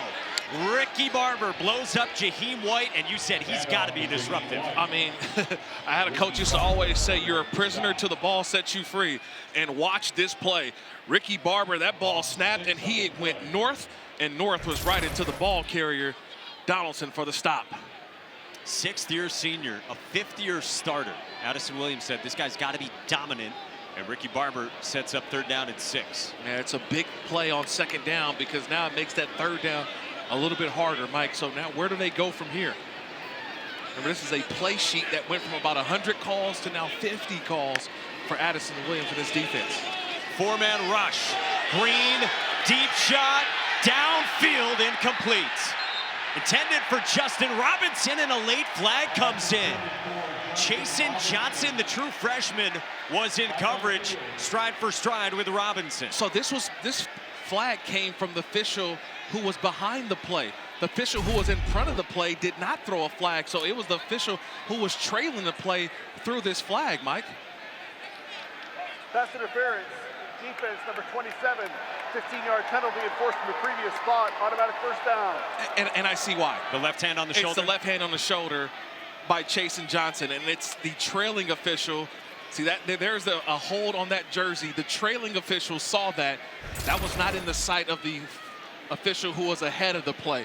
So that's a nice job of both officials working together, who saw it one way, but the official trailing saw that hand right there on the back of Robinson. There's where the penalty came in. I don't know if Gus Malzahn had that same angle. Right. True freshman, we said Chasen Johnson, who hardly played to start the season. Jaheim White spins out of a tackle. Jaheim White inside the 5. Sheldon Arnold ran him down after 35. And what a play. What a play. The spin move. Quadric Bullard tackled air. Number 10, watch the safety on the left side of the screen. Number 10, he's going to tackle air because there's just nobody there. Jaheim White hitting that. Is it the B button now, Mike? Give me the B button. Yeah, I think it's the B button. And Garrett Green taking a shot right there by Nigel Lee Kelly. Kelly thought he had Green in the backfield. Green had already handed the ball off, and White with an outstanding run hitting with the B button, the spin button, right inside the 5. And now Donaldson comes in, gets the carry, and C.J. Donaldson reaches out, and they're going to mark him short. Inside the 1 with Matt Alexander, the defensive tackle, in on the stop. You talk about a drive, right? You start the second half and you want to kind of impose your will. You're up 14 already. This could make you go up 21. It make this a really uphill battle for UCF. Since 2015, West Virginia is 26-1 when they're up by at least 14 at halftime. Now trying to make it, as you said, a 3-score game. Donaldson again plunges in. Touchdown, West Virginia.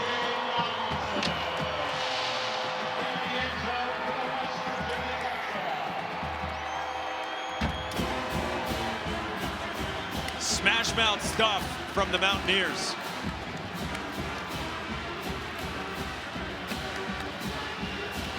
It's like they go right back to the well. It's the offensive line being able to block up front. Some of those names, we talk about Big Nick Malone. He's one of those seniors. Jaquoy Hubbard, he's one of those seniors. Milam, another one of those seniors. These guys working in unison on that last play, work to perfection. Second time this season, C.J. Donaldson has run for 2 scores, and the lead is 21. I want you to watch Thomas Remek. Here's your guard. Watch the block that he gets coming down. And C.J. Donaldson realizes it, knows it, right behind him, in for the touchdown.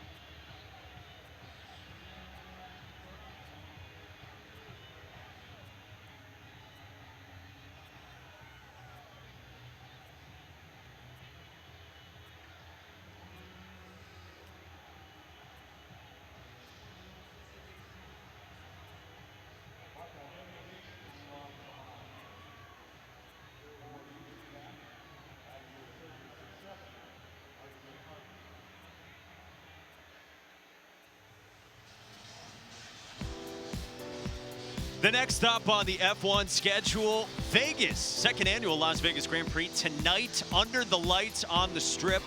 1 a.m. Eastern on ESPN, pre-race coverage at 11:30 Eastern on ESPN, ESPN Plus, and Deportes. With only 3 races left this season, Max Verstappen had that Central stunning Florida, drive in number the 19 rain is reporting as number in Brazil. 97 on this play.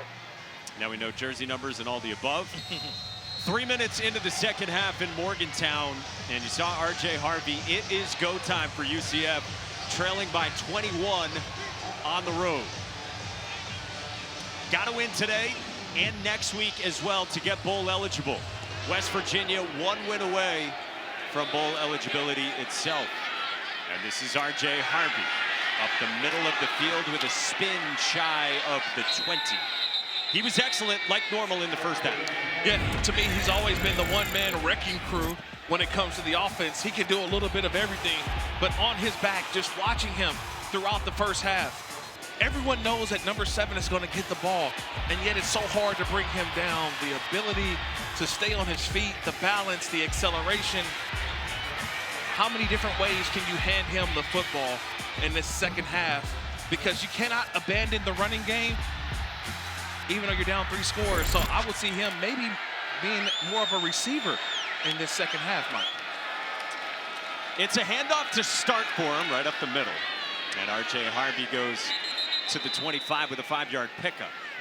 What do you need to see, flip side, from Dylan Rizk at quarterback for UCF? Well, they have to continue to win first and second down, though. If they win first and second down, I think it will give Rizk a better opportunity on those third downs, third and shorts. We haven't seen him able to utilize his legs when the play's not there because they played a lot of man coverage for Dylan Rizk, and he has had an inability to find the open guy. Harvey again.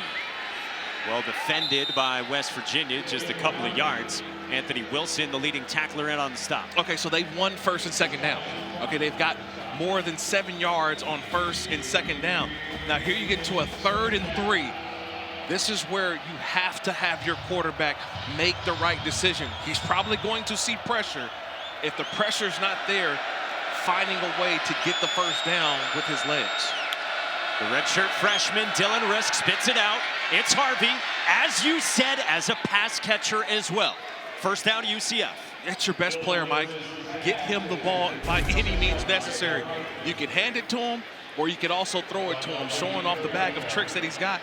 This time as the receiver, Mike. You know what the difference between a 5-yard run and a 5-yard catch is? It's nothing. It's still 5 yards. Yeah. It's the same thing. Just getting the ball a different way for R.J. Harvey. And Tim Harris drawing things up. Jakari Brown checks in at quarterback, replacing Dylan Rizk. Brown was thinking about the reverse. Instead, he kept it, and he is dropped for a loss of 2. So when Jakari Brown comes in, I'm telling you, Mike, as a former linebacker, you have calls defensively. If Brown comes in, you're going to sell out your defense to go to 11. Everybody's keying in on number 11, and you saw it. How many Mountaineers were around the quarterback? So that may be a built-in pre-call for West Virginia's defense when Jakari Brown comes in, because they were all over that last play. Yeah, the book on him is certainly run. And now Rizk, who again supplies more balance.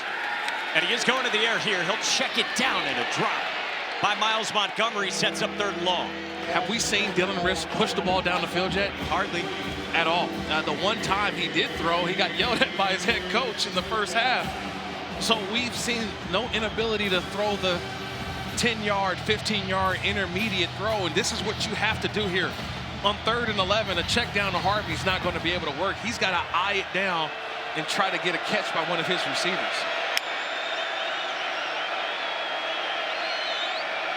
Only one catch so far by a wide receiver. They need 11. Rizk to the sideline for Hudson, incomplete.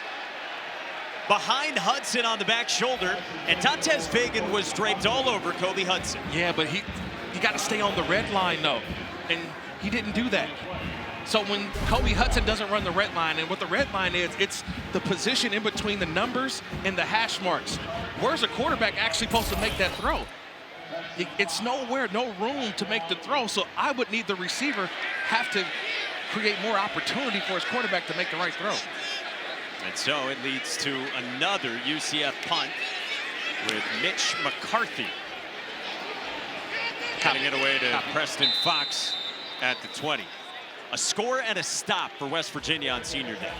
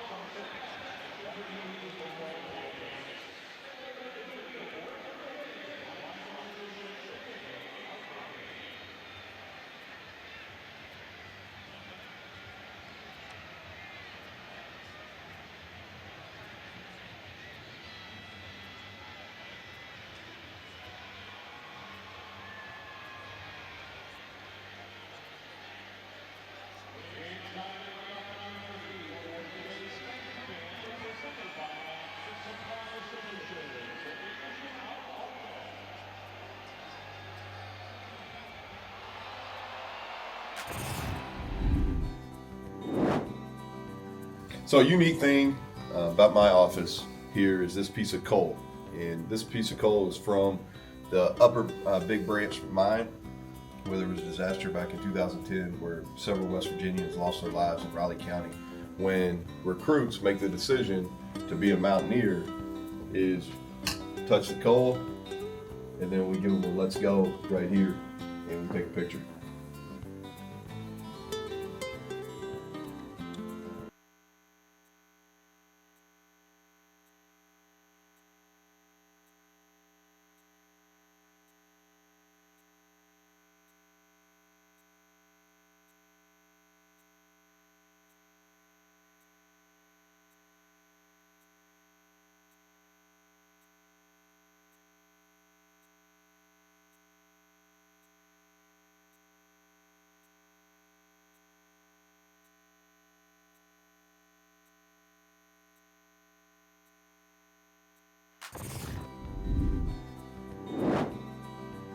So a unique thing about my office here is this piece of coal. And this piece of coal is from the upper Big Branch mine, where there was a disaster back in 2010 where several West Virginians lost their lives in Raleigh County. When recruits make the decision to be a Mountaineer, is touch the coal, and then we give them a let's go right here, and we take a picture. Now there is also a bigger piece of coal from that mine that all the players touch on the way into the stadium, a way to pay their respect to those that lost their lives, guys, and to show their pride in that West Virginia work ethic, that coal miner passion, blue-collar, work-hard mentality is deeply ingrained here at West Virginia. Thanks to Coach for letting us overtake his office there. Yeah, pretty cool stuff right there, Don, as West Virginia gets the football back. Up by 3 scores. Jaheim White for a yard, ran into Ricky Barber.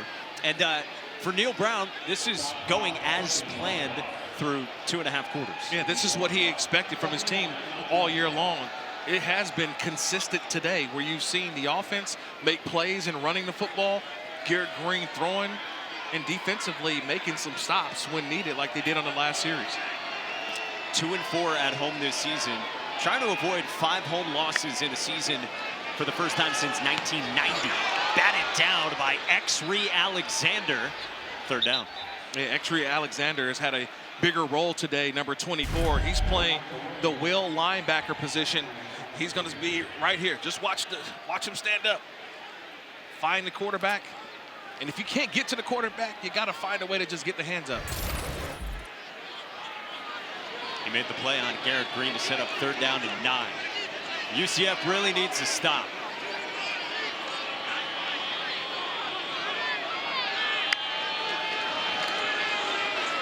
Tight end screen, Cole Taylor. Blown up. X-Ray Alexander's all over the place, and it's 4th down. Is this the X-Ray Alexander drive? He's been all over the place. He had the bat down on 2nd, and then 3rd down on the right side of your screen, 24. Sees it, beats the block of the offensive lineman and goes tackle Cole Taylor.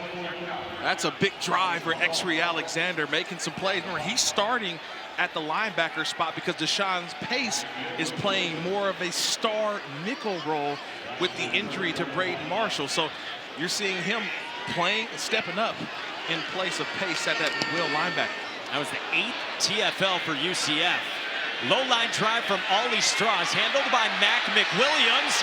Got a block, and Straw trying to bring him down. There is a flag. It's an illegal block. There's 3 markers down on the block that set up the return.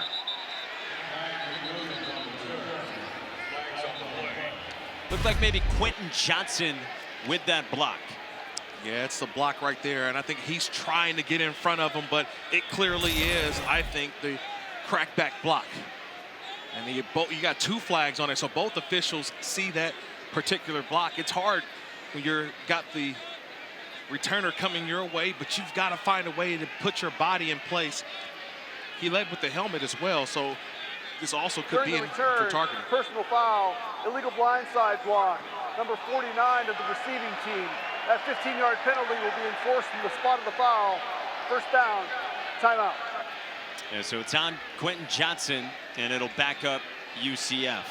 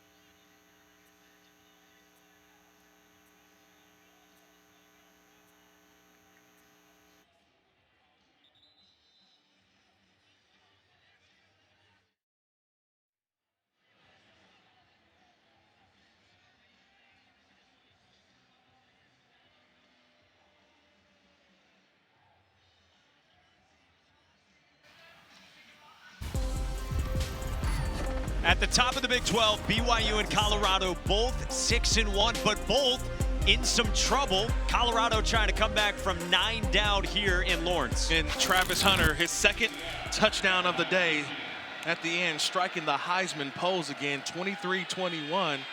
Right now, Kansas over Colorado.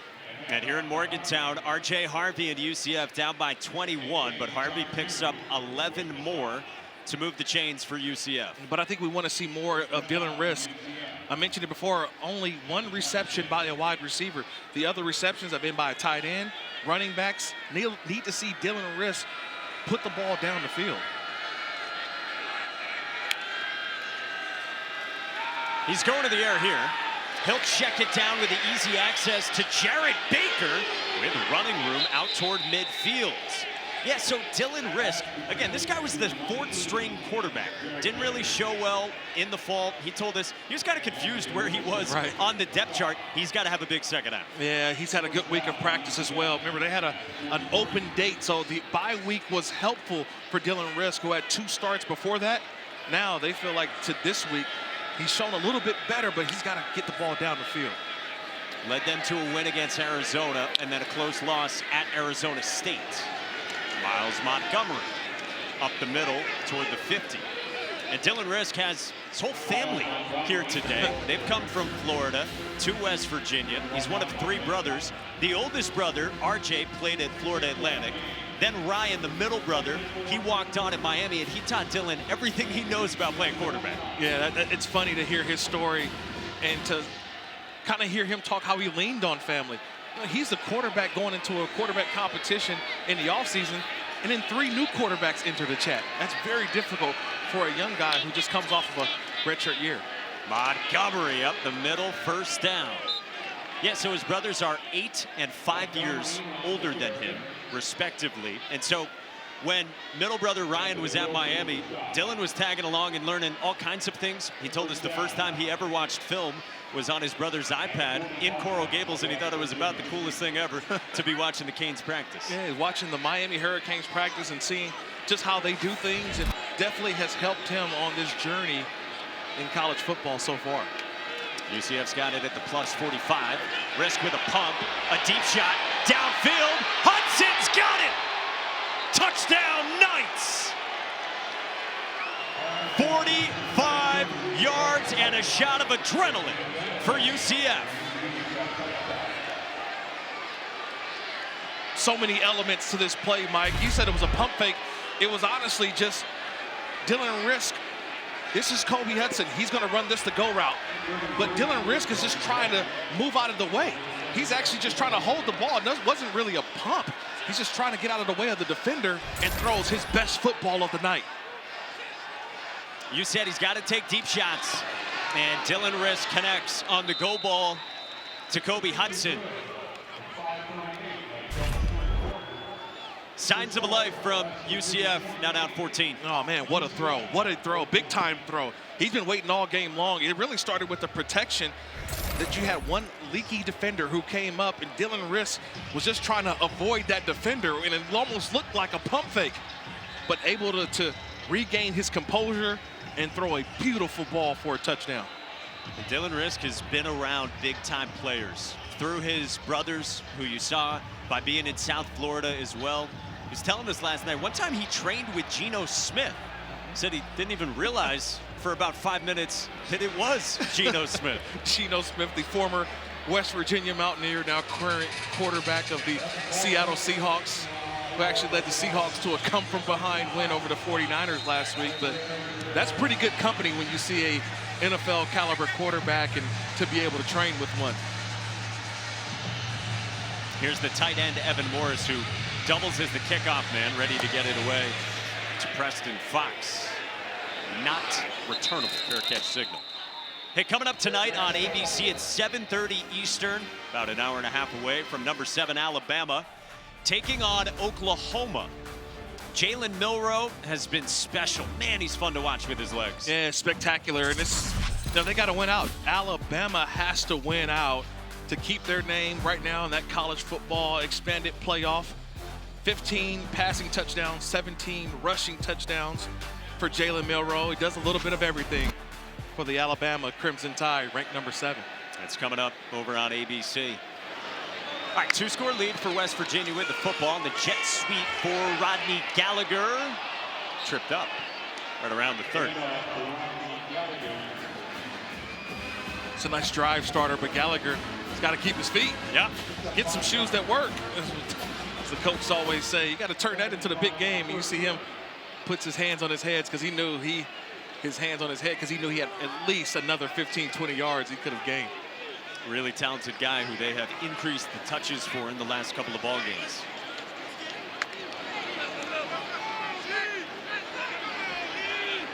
Five minutes to go in the third. C.J. Donaldson follows Traylon Davis, and Donaldson falls forward just short of the sticks. It'll set up 3rd and inches. They've really found a life on that left side of the offensive line. That's Nick Malone, the big senior. Jaquay Hubbard as well. They've been able to find a lot of yardage on the left side of that offensive line today.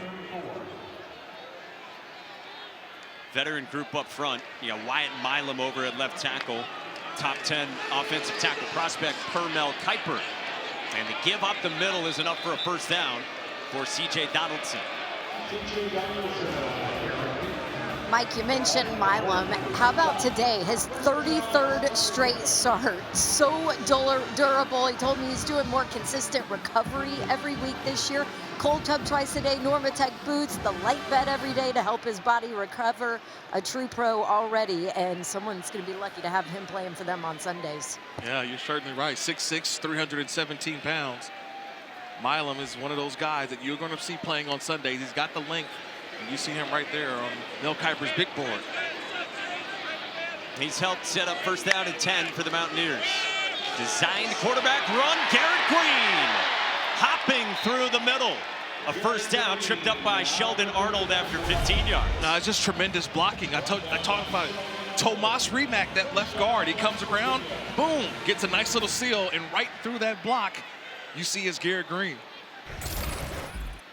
Remak, the redshirt junior, 6'6", who last year was honorable mention Big 12. And Garrett Green, C.J. Donaldson, and Jaheim White are just leaning on the big guys up front. Yeah, you're right. They're not even throwing the ball much down the field. It's been all short stuff, but handing off, whether it's Gallagher, Jaheim White, C.J. Donaldson, Garrett Green. That's been the game plan, is try to keep this game up front on the line of scrimmage. Green faked the pitch and carries for a couple.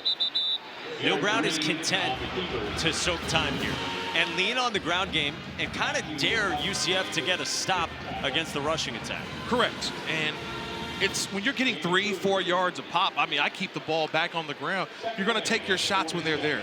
They had the opportunity earlier. Justin Robinson, remember, he got the pass interference call. So just know that's in their bag as well. That's the element to where if you keep putting 8-9 men on the box, you want that one-on-one coverage on the outside. No safety in the middle of the field right now for UCF. Let's see if Green attacks it. He wants Taylor down the seam. Instead finds Clement jumping for a 1st down. It was open. Cole Taylor got some separation. Yeah, exactly. We saw it. I keep talking about it. If they're going to play man-to-man coverage and no safety help in the middle of the field, if you're Garrett Green, you're going to take that. So you tell Cole Taylor, if you don't see a safety, you convert that and continue down the field. Probably had a bigger play instead of the one underneath to Clement. Green looking downfield again, but he's tripped up by Mac McWilliams. 3rd sack for UCF, and it's key.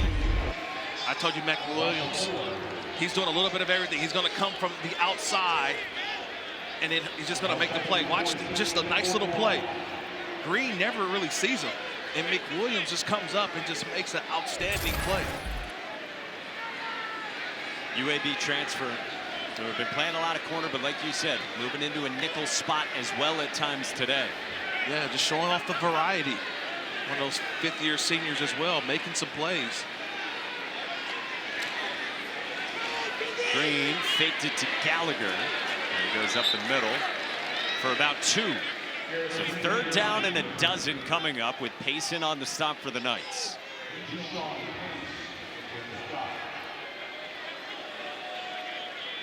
You know, I talked about Addison Williams, the defensive coordinator, said they had like 100+ plays calls on defense. They condensed it to about 50 or less. And you're seeing how fast this defense is playing today. Can they find one more stop right here on 3rd down? Show pressure. It's on the ground. Jaheim White up the middle. And the pile pushes to the 35. 20 seconds to go in the 3rd. You're probably in 4-down territory anyway. A little bit outside the range of Mike Hayes. And that's what that call was. You get half of it. You get to 4th down. You get the quarter break. Discuss what you're going to do on 4th down when you come back to start the 4th quarter. With West Virginia 1 quarter away from bowl eligibility. Up by 14 and driving with the football here at home. Garrett Green and the offense back to work in the fourth next.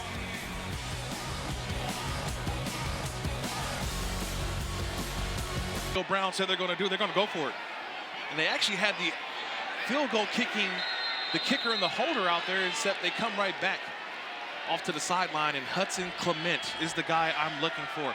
This has been their gotta-have-it player up top, the wide receiver. On 4th and 8, that's the guy for Garrett Green. West Virginia 2 for 2 last week on 4th and 8 or longer. Green scanning, takes off, needs 8, and Garrett Green's got him. Finishing a run for a first down. When in doubt, 6 uses his legs. And knowing where that first down marker is, he knew he was going to have to pay for it. He went through his progressions, didn't find it. And X-Ray Alexander, he just couldn't get there. He just put one arm on him, but Green the ability to get it. Spin it out quickly. Gallagher on a screen, broke the tackle. And not much for Rodney Gallagher. I mean, just going back to that last play, 5'11", 201, knowing where the marker is, know he's going to take a shot from Chasen Johnson, but still, the toughness, the grittiness, that West Virginia tough stuff from Garrett Green. Don talked about the emotions for Garrett Green on his senior day. 5th-year senior from Tallahassee, who always has the emotions baked into how he plays. That was the most exultant we had seen him so far today. Day-Day Farmer in motion. Green, check down White. Not getting past X-Ray Alexander. Stood him up for a yard, and it's 3rd down.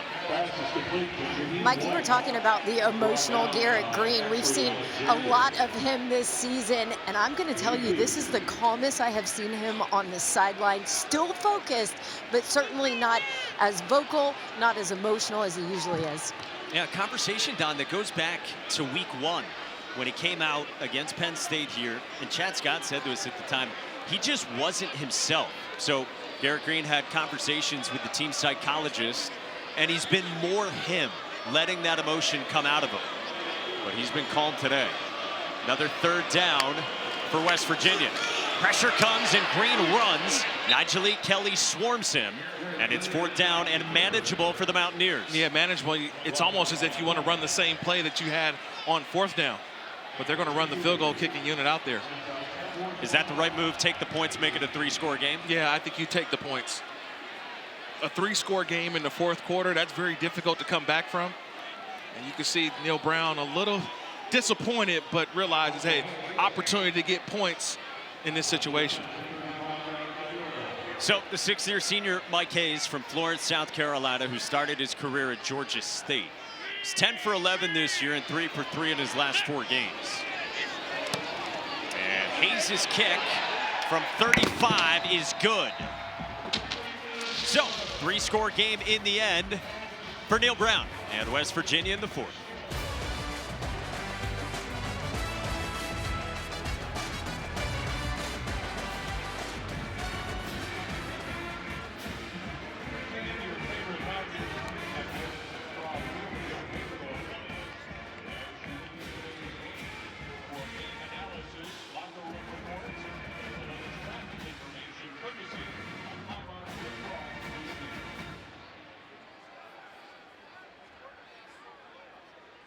Fans, it's now time to announce the student winner of the $5,000 scholarship giveaway.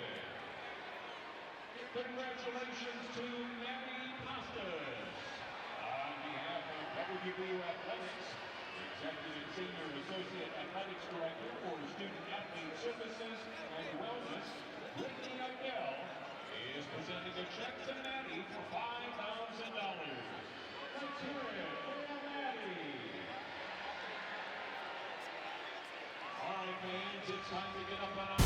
There's never been a playoff like this. The new 12-team college football playoff begins with the first round December 20th and 21st. That's how I get by.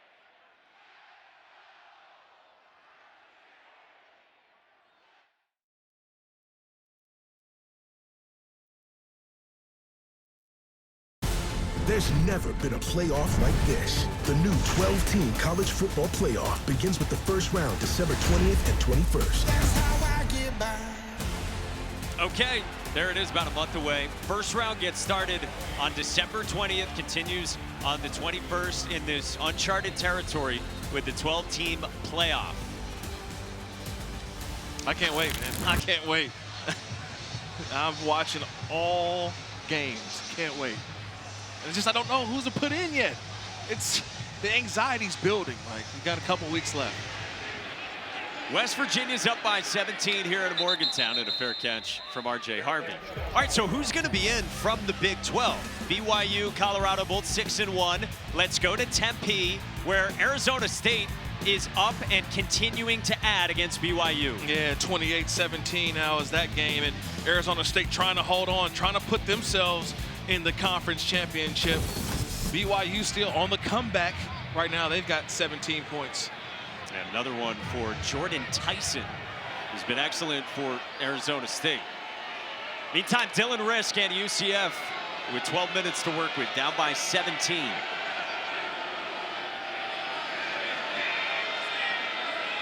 This is a top 10 offense in the country by yardage, held in check by Jeff Kuhn's defense. Harvey bounces into a positive gain of 6. Anthony Wilson the stop.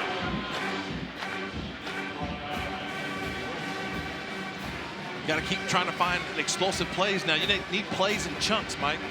Trying to drive all the way down to score touchdowns or get points is not going to work now with this clock. It's not your friend anymore. It's your enemy as you click under 12 minutes to go. You got to find big plays in chunks if you're Dylan Rizk. You see, they've had about half of their normal yardage so far. Harvey again gets to the outside with a flag down, lowered the shoulder, and got finished off by Garnett Hollis. Big hit from the corner for West Virginia. We'll check the penalty marker. I think it's Amari Kite, number 78, the left tackle. Had a little hold at the point of attack for UCF. Holding. Offense, number 78. 10-yard penalty enforced in the previous spot. Second down. That's exactly who the 6th-year senior, second-year starter since he transferred in from Alabama. Yeah, but it's a hard block for him. And the reason why it's hard, because watch R.J. Harvey throughout the play. He's standing or he's running right on the back of Kite and not knowing where Harvey, that ball's supposed to hit on the inside. Harvey goes to the outside. So it's a difficult block for the offensive tackle trying to figure out where Harvey's going to run it. And the finish on that play, too. Harvey a little shaken up. He dished out plenty and then took some as well from Garnett Hollis. UCF backed up to the 21, and Miles Montgomery trying to escape Trey Lathan. And Miles Montgomery gets it all back. Boy, you see flashes of this in his runs. He's pretty impressive as well. Yeah, but I think they want to see some consistency with Miles Montgomery. R.J. Harvey gives it to you every single play, but Montgomery, remember the mishandle earlier with the football? They just want to see him continuing to have these types of plays consistently without the mistakes. Cincinnati transfer was banged up earlier this year. Just a yard. Well, UCF has had a big comeback this year. You go back to week 3, they rallied from 21 down in the 3rd quarter, a game they didn't lead until there were 36 seconds remaining. But the clock's ticking here inside of 11 to go as Montgomery hobbles off.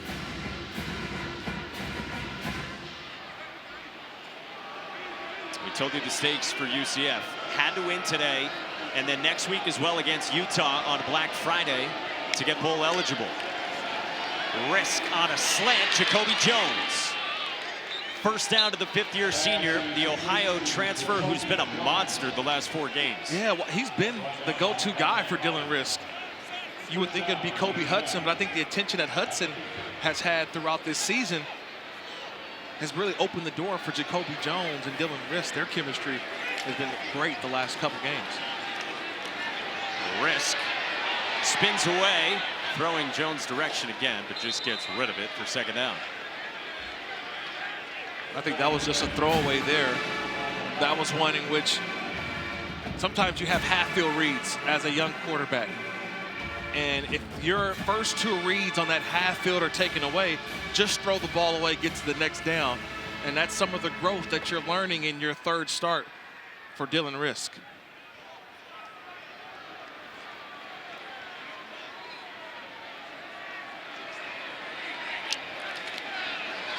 On second down, Rizk, a little bit of an issue again at the mesh point on the read, like that fumble with Montgomery in the first half. Yeah, he's trying to pull it, and he's kind of unsure.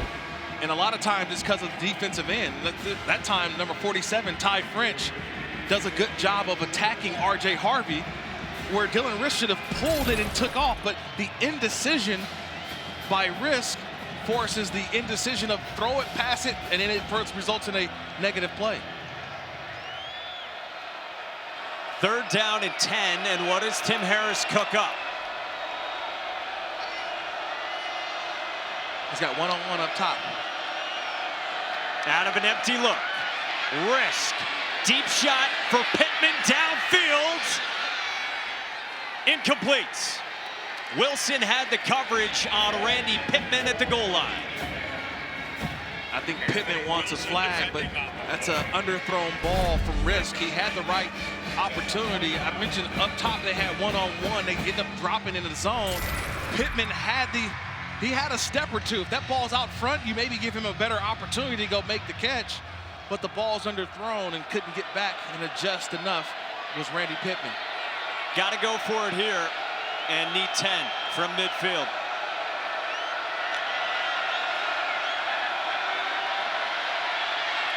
Rizk searching. Takes off. Wrapped up by Josiah Trotter. It's a turnover on downs. And the hammer from Josiah Trotter. Just like Pops. You asked him earlier this year, when are you going to break out that celly like your dad did? Here's your answer. He busted out the right time when you need it. Jeremiah Trotter making it a silent night for the Knights.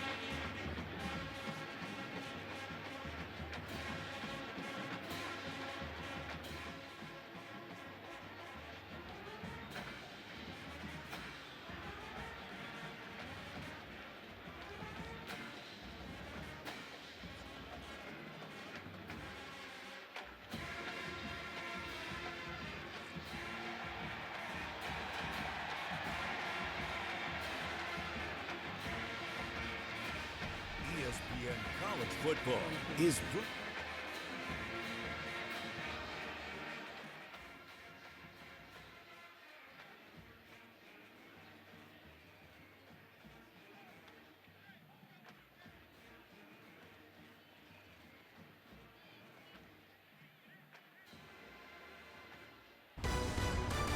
ESPN College Football is brought to you by McDonald's. It's hard to roll it up with it. Oh, yeah. Oh, yeah. The pepperoni rolls of West Virginia. I mean, basically synonymous here. And our great crew supplied us with some of our own. And we're going to make like that and just chow down. You ready? You ready? Cheers. Cheers. All right. Don, cheers to you as well. Mm. Oh, yeah.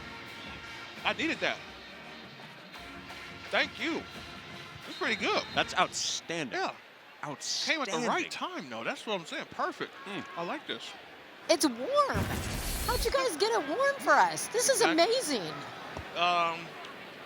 Definitely the food service truck came and just dropped it off. This is great. That is really good.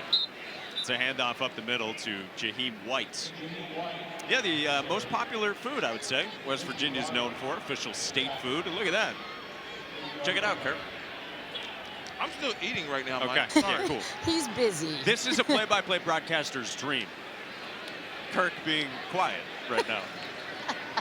I'm going to tell you, I was a little worried when I first smelled it. I thought maybe it would be a little strong for me, but it's really good. Yeah, I got a snack for after the game. So back to my regularly scheduled duties of this football game, but that was amazing. Kirk, I'm kidding, by the way. Don't ever leave me hanging.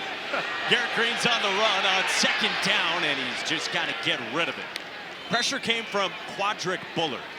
Third down with 8 minutes to go. West Virginia up by 17. UCF trying to get the football back. Yeah, Bullard and Dotson have been all over the quarterback throughout this game. And it's the extra pressure there of getting Garrett Green off the spot. That's when he's not at his best. His best is when the blocking is there, the protections, when he's able to step in his throw. And some of those plays where you're able to disrupt the timing has been the pressure from UCF. UCF, again, stressed to dawn at halftime. The need to improve defensively on third downs. Can they get a stop here after their turnover on downs? Jaheim White left side, and he is submarined by Sheldon Arnold. Just 2 yards, and it's 4th down and 6. Decision time. I think punt. I think up 3 scores.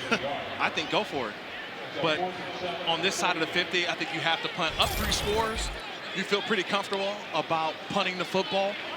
I think had they been across the 50-yard line, I think you have the decision, do you go for it or not? But on your side of the 50, you got to punt.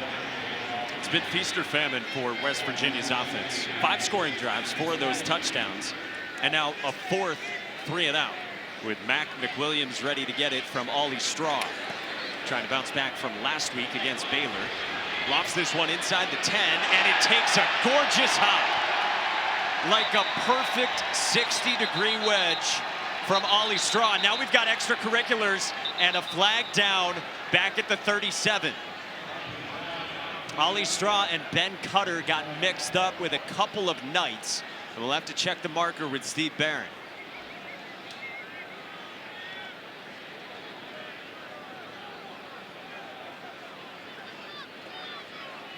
Great punt. You get the extracurricular. Make sure you go fix your divots after that nice little After the drop. play, personal foul, number 41 of the kicking team. That 15-yard penalty will be enforced in the dead ball spot. It'll be 1st down, Central Florida. Timeout. How often do you see the punter land one inside the 5 and then get flagged for a personal foul? Fix your divots. Fix your divots, people. Like a Morrison wedge. And like Don Diesel. Don! Let's go, Don!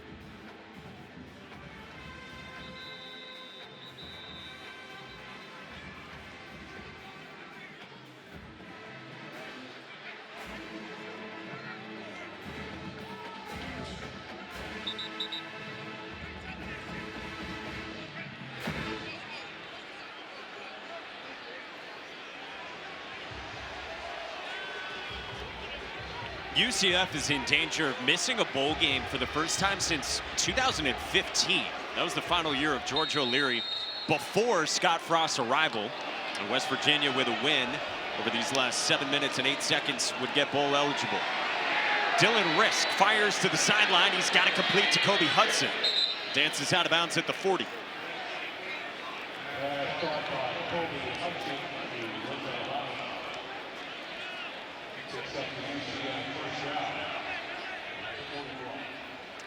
So inside of 7 minutes to go, with UCF down by 17.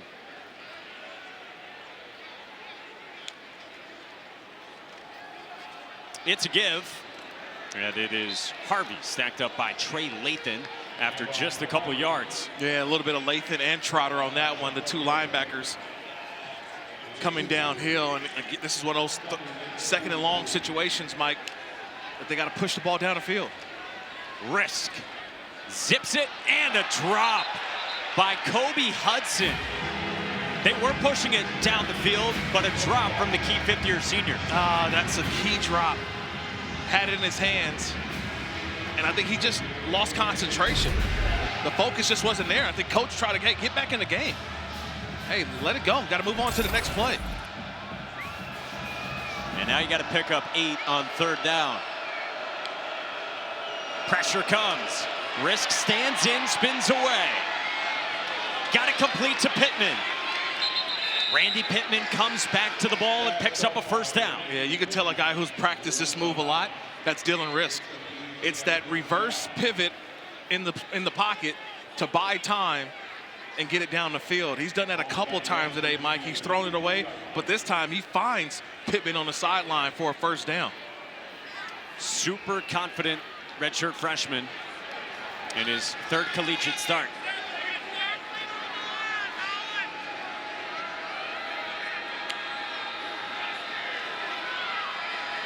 Rizk up the sideline toward Pittman.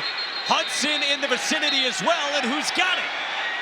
Pittman made the catch for a 1st down. Wow, you got 2 guys in the vicinity. We didn't know who was going to catch the football, Mike. It was a jump ball for Pittman and Hudson, and Pittman's the one that brings it down, number 5, the tight end. Heck of a catch, and now on the edge, it's R.J. Harvey for a 1st down. Ushered out of bounds at the 10, and UCF's in the red zone after 14 more. Yeah, back come the Knights, right back on the prowl. Remember, this is still outside of 5 minutes, so the clock still runs even though you get out of bounds. A pitch to Harvey with space. R.J. Harvey is in for a touchdown. UCF, in the blink of an eye, storms down the field, and Harvey scores. That's just will and want to.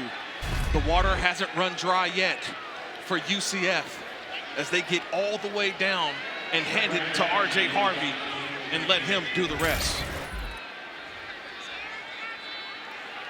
Harvey has run it for 130 yards and now 2 touchdowns. They're just reviewing, make sure from replay. Brad Van Vark is our replay official. And Grant Reddick waiting on the extra point. I thought I saw him get in. That's and they confirm it. Yeah, they confirm it. So, with 5:20 to go, R.J. Harvey and UCF have trimmed the margin. It's down to a 10-point game in the 4th quarter here in Morgantown. Just R.J. Harvey, the will and the want to. All the blue shirts look a little tired, but Harvey still going, showing off the conditioning. Look, he's been everything for the Knights tonight. In the 4th quarter, he's just been unbelievable, Mike. You know, we talked about his draft outlook. I was talking with Matt Miller, who does such a great job covering the draft and prospects for us here at ESPN. He said, I think conservatively, you would say early day 3, because as much as he loves R.J. Harvey, it's also a really deep running back class. Yeah, it is. Ashton Genty, we think probably is one of those at the top. Quinshon Judkins. You got a lot of running backs who are going to be in that. Ollie Gordon, who we've seen earlier this year as well in that category. And remember this past season, Mike, in the NFL draft, the first running back wasn't taken until the second round, which was Jonathan Brooks from the University of Texas. So with a deep draft of running backs, you may see some good backs, such as R.J. Harvey, go to day 2 and day 3. You think this kick's going deep or onside? I would say I would kick it deep with 3 timeouts left. Not yet will I go with the onside. Rizk dribbles it onside. Will it go 10? And it's very close, but it doesn't look like it. Does not look like it went the full 10 yards.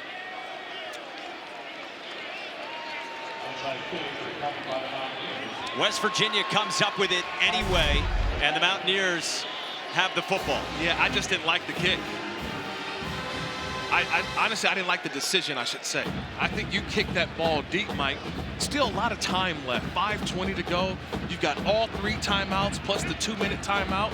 You're asking your defense to give me one last opportunity. Make one more stop that we can go down and score. Then you go with an onside kick. Just didn't like that play right there. Now it gives West Virginia an opportunity to at least get a field goal to really make this a 2-touchdown game and not a touchdown field goal game. Play clock had to be reset. They do it for West Virginia, starting in plus territory at the 49. C.J. Donaldson. You know, it's an interesting kick as well. You mentioned the choice, but then you dribble it to about 8, 9 yards, and West Virginia chose to go dive for it. And boy, if you muff that, then Correct. It gets real dicey. Yeah, that would have been scary for West Virginia had someone just went after the ball. It has to go 10 yards. So you wait for it, and you hopefully just jump on it. If it's right there for you, jump on it, move on. So now inside of 5 minutes to go for the Mountaineers. Up by 10, trying to finish things off here at home. And they're in no hurry at all.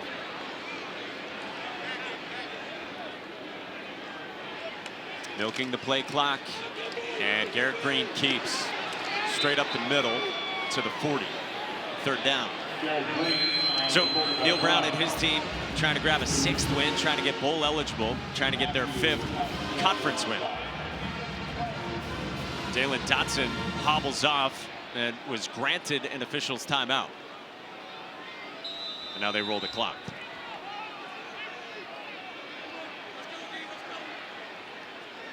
So West Virginia content to soak off even more time. And Neil Brown and the Mountaineers trying to get to the finish line. Yeah, that's why it's a big 3rd down coming up here. If you stop them, then you feel like, okay, we've got the opportunity. Neil Brown may even go for it on 4th down, though. That's how crucial this 3rd down is. If they get half of it, Neil Brown's going to go for it on 4th down. They're only 1 for 5 on 3rd downs in the second half today.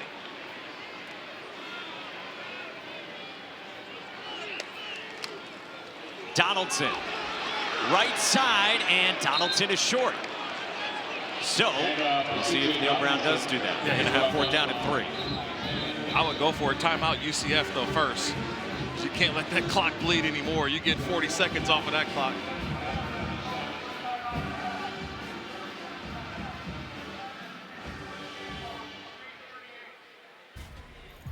Well, elsewhere in the Big 12, in Lawrence, Kansas, Kansas is hot. They've won 3 of their last 4, and Devin Neal continues to add to what has been a huge day, and now the lead is 37-21 Jayhawks on the Buffs.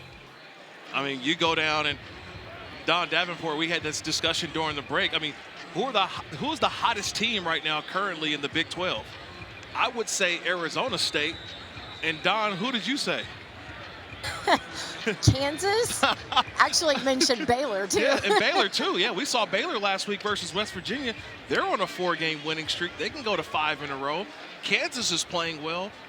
I just love some of these coaches, though. Lance Leipold, I love Dave Aranda, teams that got off to bad starts, but, man, they're finishing strong. This was entering today. Best chances to reach the Big 12 championship game, with Colorado controlling its fate to get to the college football playoff. All right, so offense is out there on 4th down.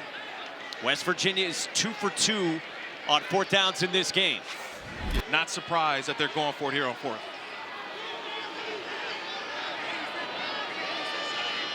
The delayed handoff. It's a slant, and it's Justin Robinson. He makes the play he didn't come up with last week, and it's a first down for the Mountaineers. And just what a play.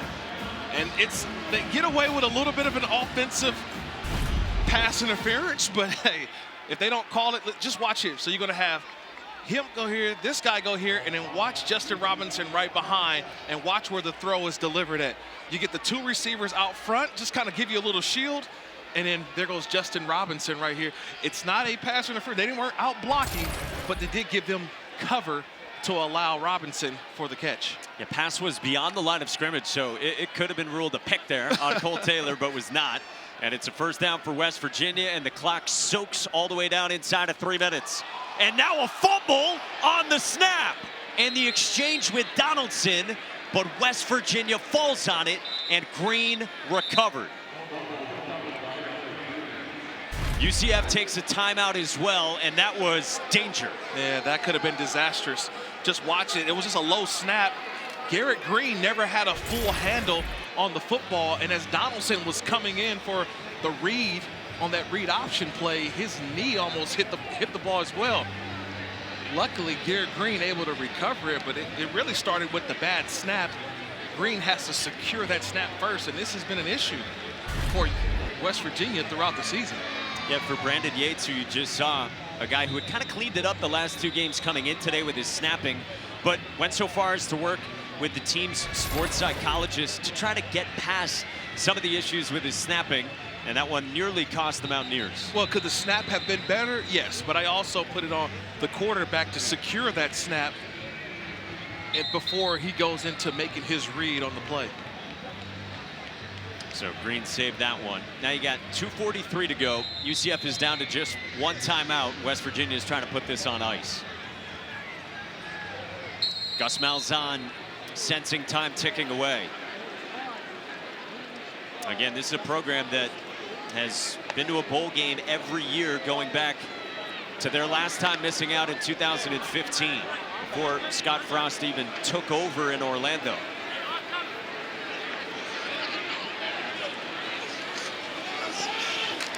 Green's rolling and throwing downfield. Clement incompletes. Jason Johnson in coverage. So now it's 3rd down, and I think Gus Malzahn was probably expecting West Virginia to keep that on the ground. Yeah, I was expecting them to keep it on the ground. And that ball was just poorly underthrown. I thought you would maybe go with something more conservative. If you were going to throw it, at least have the run pass option that if it's not there, Green can take off but keep the clock moving. Now the clock stops. It's almost like you gave UCF a timeout. I would have loved to see something that a little more run pass oriented, where if it's not there, take off or at least slide and keep the chains moving, or keep the clock moving. Right at the edge of field goal range already. Green keeps it on the ground, straight up the middle. Got popped by Exree Alexander. And he gets 4. 4th down coming up. And a timeout taken by Gus Malzahn, his last one, with 2:31 left. Yeah, I'm just scratching my head at the play before. That's a 2nd down play that if you run, you force UCF to call their last timeout, then your next play goes down to the 2-minute timeout. So you would give them less time, but now you've got a 4th down opportunity here. I still don't know if UCF has enough firepower to come back from this lead with this amount of time left, but definitely could have been a better clock management there, I think, from Neil Brown in that position at that time on the field. Let me ask you this with UCF. Sure. What comes next? Because they've had dysfunction this season. They're the only team in the country that has started 4 quarterbacks. Play caller's been changing. They had 7 players hit the portal mid-season. Yeah. What do you see as what's next? And I think a big part of that is, do you think the quarterback of the future is on the roster right now? Well, there's a lot of questions that if I'm a recruit for UCF, I will want to have answered. My questions will be, who are my coordinators? Defensively, offensively, who's calling the plays? Who is going to help me develop as a player? I don't know if they have their starting quarterback on the roster. You know, E.J. Colson comes in, plays 13 plays, and basically redshirts. K.J. Jefferson will be gone. Dylan Rizk has his name firmly next year. So it's just questions for Neil Brown calls a timeout. With the play clock winding down on the West Virginia, he burns his first. West Virginia has called their first timeout of the half. 30-second timeout. Mike and Kirk, I want to point out, too, that early signing period's less than 2 weeks away. Yes. December 4th, and then the transfer portal opens December 9th. So the 9th through the 28th, 20 days of the portal as well. So you got to have those decisions on coordinators and coaches and all of that made. Yeah, a lot of it does surround this season KJ Jefferson. I mean, 6th-year senior, you bring him in from the SEC. He hasn't even played since week 6, October 5th at Florida. We asked Gus Malzahn about it last night, and he said, look, we were just honest. It just wasn't working. He said, KJ knew it, our team knew it. Everyone around KJ Jefferson talks about how classy he is. He's taken over a leadership role with this group. But Gus Malzahn said it to us yesterday. If you take a quarterback in the portal, you need to be right in this day and age of college football. Yeah, you have to be right. But I think you also want to have competition, and it's a healthy competition. And that's something that will be talked about for the rest of this season and in the offseason for UCF. So after a pair of timeouts, now it is 4th down and 9 for West Virginia. Garrett Green slings it, and Clement makes the catch to convert on 4th down and take it inside the 10. He's been Mr. Gotta Have It. And in the all gotta have it moments, you gotta find Hudson Clement. He is always going to be right here. He just runs this route and watch the hookup. It's called a hookup route. Just go all the way down, turn around, and just wait for your quarterback to find you. That's what he does. That's an outstanding job by Clement on the route, but more importantly, Garrett Green having the faith that he's going to have the open window to throw it, and Clement makes it. Hudson Clement is nodding. He's been the big play guy. Nobody else has more than 3 targets, and Clement's got 10. 5 for 81, and the big 4th down pickup again for the Mountaineers at home.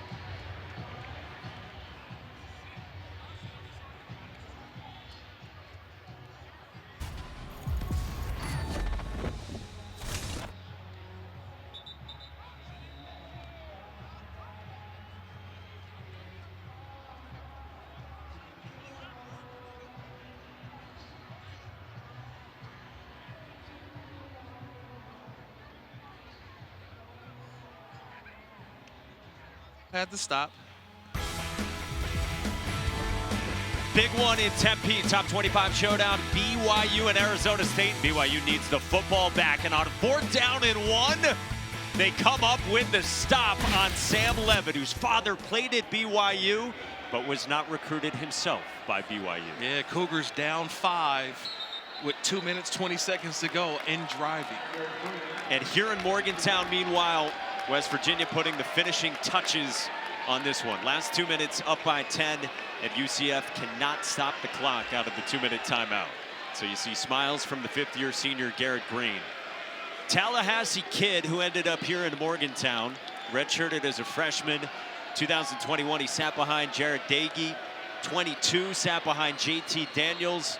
And his quarterback the Mountaineers these last 2 seasons. Yeah, he's come to the end of the road in his career here at West Virginia. His last home game, Mike, in front of this home crowd. You mentioned it, perseverance, sat around, waited. They brought in different quarterbacks, but he stayed the course and has been a very productive quarterback for West Virginia.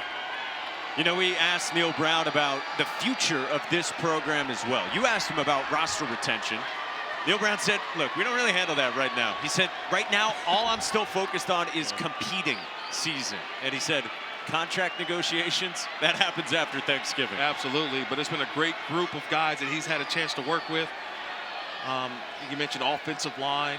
He wanted to make sure we gave love to his long snapper who's going to the Senior Bowl as well. So it's one of those, Austin Brinkman is long snapper, but it's so hard to say goodbye to some of those players that have really built up what it's been to be a Mountaineer here in Morgantown.